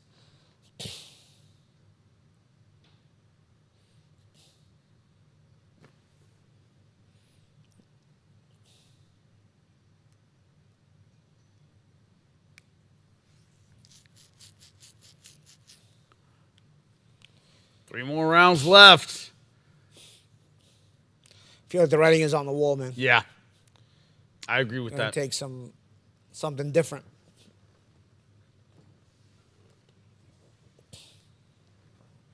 What do they say? Greatness shows over time? Yeah. The longer it goes, the more it looks like. Exactly, and that's what we're seeing. Benavidez can just do more. Yeah. That's exactly what we're seeing, you know?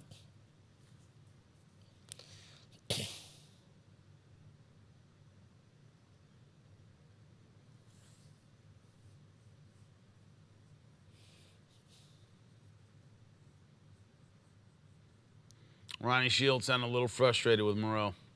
Yeah, I mean, he wants to see a different gear here with the fight on the line, if hanging in the balance, but it's not going to be easy. I don't know that the effort instructions are going to work for Morrell, who may not have that kind of effort in his gas tank. No.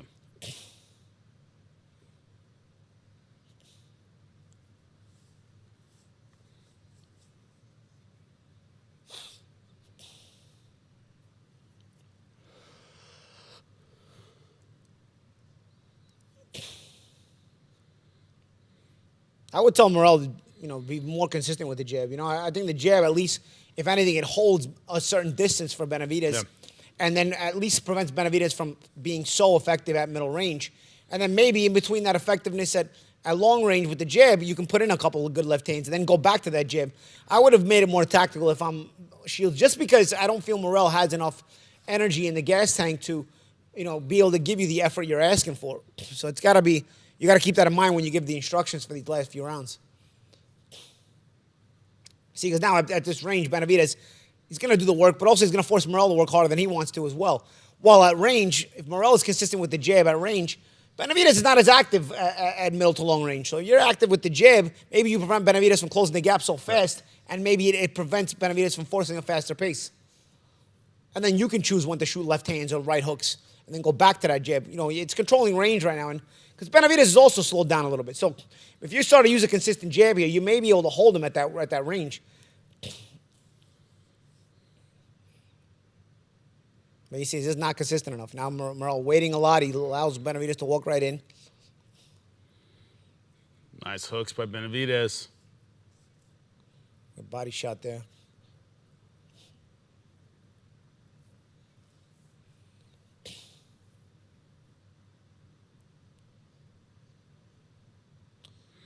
Yeah. Keep in mind, guys, 12 pro fight from Morrell. This is why guys like this get put into these fights so fast. Because, again, the Cubans and the Russians or the former Soviets, they have so much amateur experience. There's no need to make them wait 20 fights to develop. I don't have a problem with guys like this getting these kind of fights. Against, yeah. What I have a problem with is now, because these guys are setting a new standard, the Western prospects are now starting to get moved too fast. That's what I don't like, because it's still a proper way to move a proper prospect. These guys got millions of amateur fights, you know, Cubans and Russians and Eastern fighters, so that you can move them faster when they turn pro. I feel like most Western prospects still need the proper developmental time, and they can still become great, excellent fighters and champions, but I don't think you have. I think there's a different way to move each of these kind of prospects. And I feel like because of the standard that the Cubans and Easterners are setting, they're starting to rush a lot of Western prospects. I actually like the fact that we don't have to waste our time. Oh, look at Benavidez trying to... Ali's shuffling, attacking. That wasn't even a shuffle. That was like a jog in place. He was jogging. He was just running. Good right hand. But just showing how much energy he has, man. It's not easy to do an Ali shuffle if you're not athletic. Yeah. Benavidez is not doing an Ali shuffle. Maybe he might be thinking he is. He's just jogging.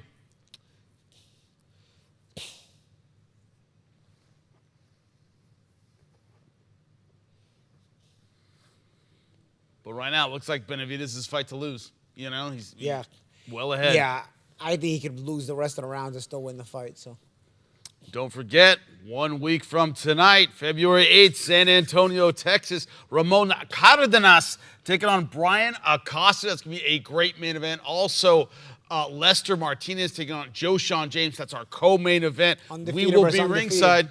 In the co-main event, undefeated versus undefeated. That's We'll be ringside. Tune in on ProBox TV. Download the app, guys. The more downloads we get, the more downloads we get, the better products we can give you. It's going to be great. But don't miss next Saturday night. Very good card. It's going to be outstanding. Of course, got color, play-by-play. We'll be working at ringside that night in San Antonio. Round 11 now. Benavidez, Morrell.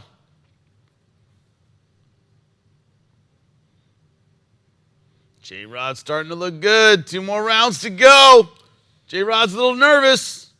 It's kind of how we like him. He predicted Benavidez by unanimous decision.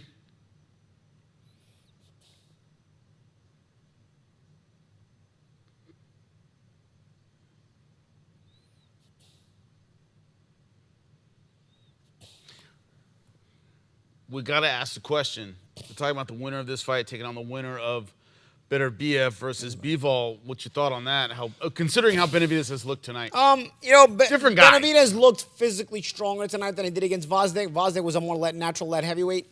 Remember, these guys are ex-super middleweight, so he's fighting a fellow ex-super middleweight. Yeah.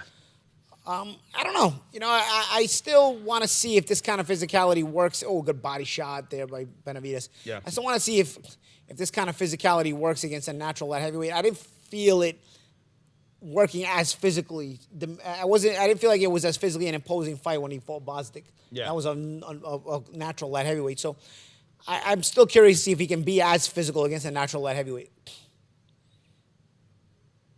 Morrell trying to come back here. He's taking the page out of Benavidez' book, where Benavidez shot a bunch of hard punches, and now Morrell, instead of letting him rest, is going after him. This is something Benavidez was doing well early on. Morrell. This is the way to do it, though, man. You know your opponent shoots a bunch of punches.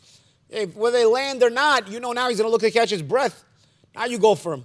Benavidez staying up against the ropes, tapping his chest like, oh, bring it. But Morrell has just brought it the last 20, 30 seconds and had a good little salvo. Now, of course, Morrell needs to go back and catch his breath, too. Let's see if Benavidez brings it. Back at center ring now, guys.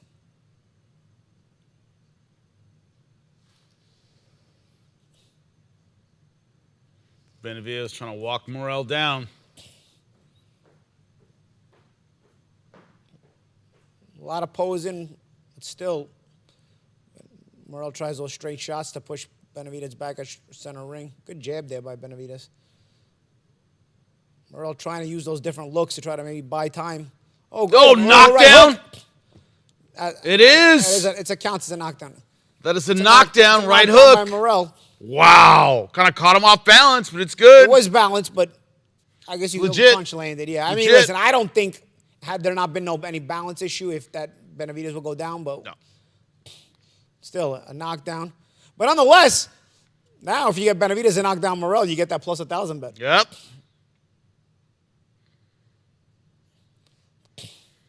Benavidez. Oh, at the shot bell. after What the a bell.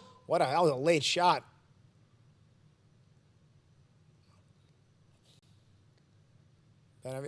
Out of the ring. Oh, he might have lost a point. I think you did.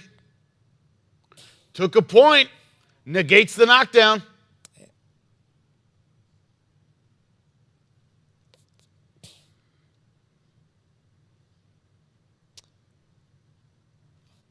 Wow. It was a hard hook. So I thought he did it.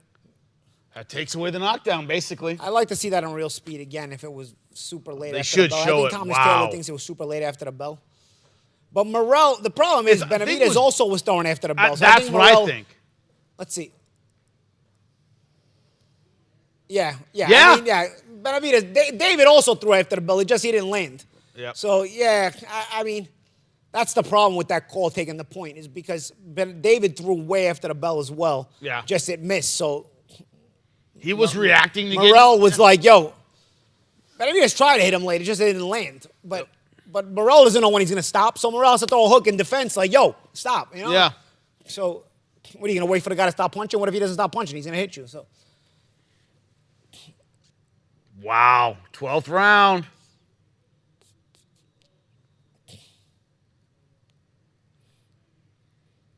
that was a good hook, though. Let's see if Benavidez still feels it. Yep. I thought Benavidez felt that hook. Round 12.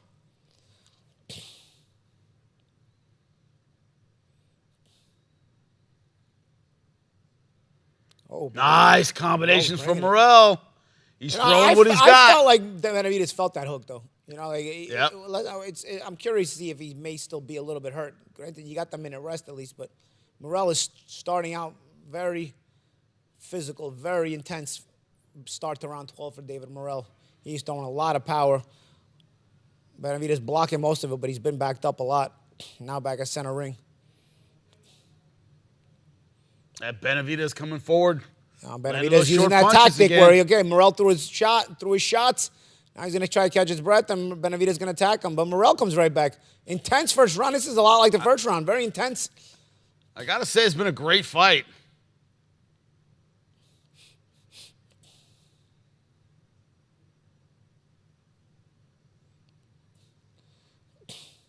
Nice short counter left hook from Benavidez.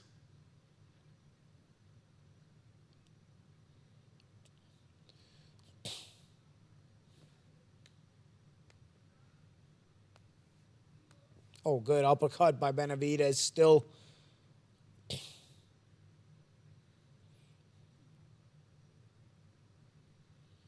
Nothing to save it for now. Morrell's throwing, taking his shot now.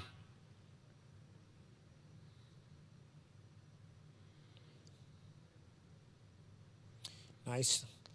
Morrell's right eye is underneath is a mouse or a cut. Yep. They're saying cut.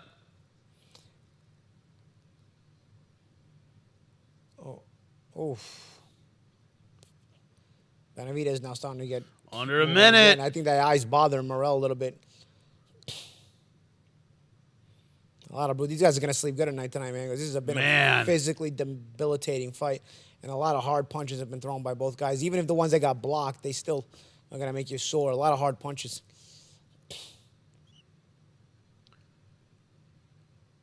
Morrell trying to throw what he has left, but Oh, headbutt. oh, headbutt. Oh, that clash of heads. Clash of heads, whatever.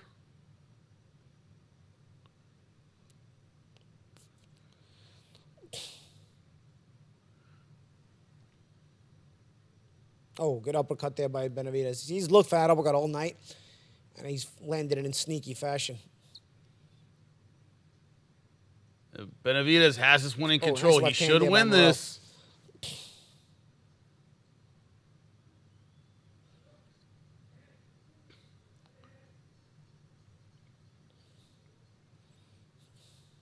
Good fight for both guys, man. Really good one.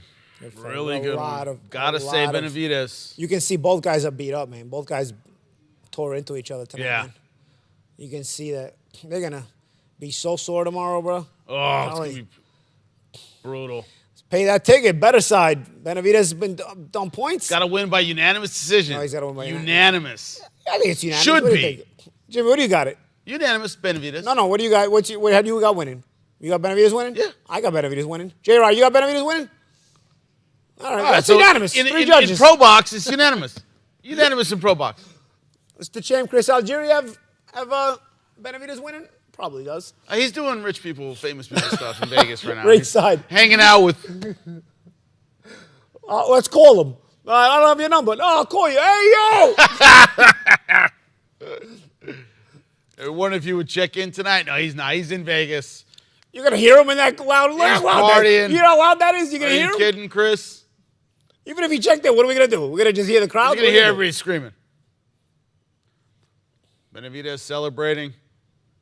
Should be unanimous decision, man. He earned it. Yeah. Really good fight. No, not a good fight, both guys, you know. I thought the competitive aspect of the fight started to end in the second half of the fight, but nonetheless, Morrell hung tough, still tried. And he was always And dangerous at round throughout. 12, He was end of always 11 and dangerous, 12, yeah. there was some dramatics, you know. Man, the versatility of attack was there for Yeah. Benavidez, man. Oh, was it ever?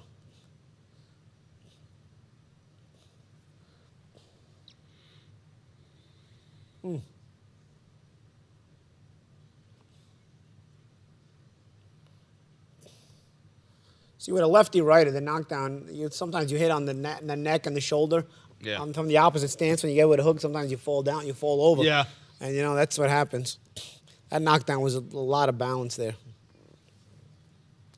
I don't agree with the point taken away. Thomas Taylor's a very good referee, but I thought it was a unnecessary point deduction there. Yeah, I thought 'cause he was Benavidez under threw- attack. I thought Benavidez was throwing way Yeah. after the bell, and Morrell just had to react.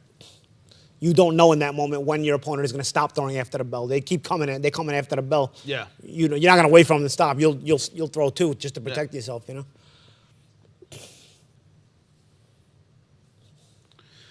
All right, looks like the numbers favor David Well, that heavyweight's Benavidez. pretty good, Yeah. man.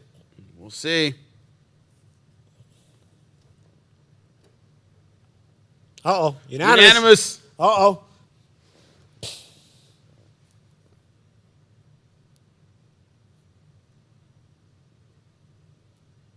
Wow. Wow.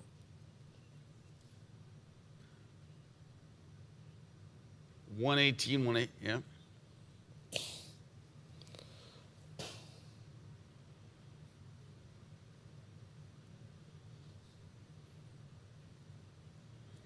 David Benavidez by unanimous Hey, now take it. decision. Better The better side pays off. better side. Good job, J-Rod. Also, great job, David Benavidez and his team and all that stuff. But also, great job, J-Rod. We appreciate you. You made money. Good action in this fight. Guys, Hopefully in a guys, terrible jacket. tune in next Saturday night, guys. Don't forget, download the app, ProBox TV.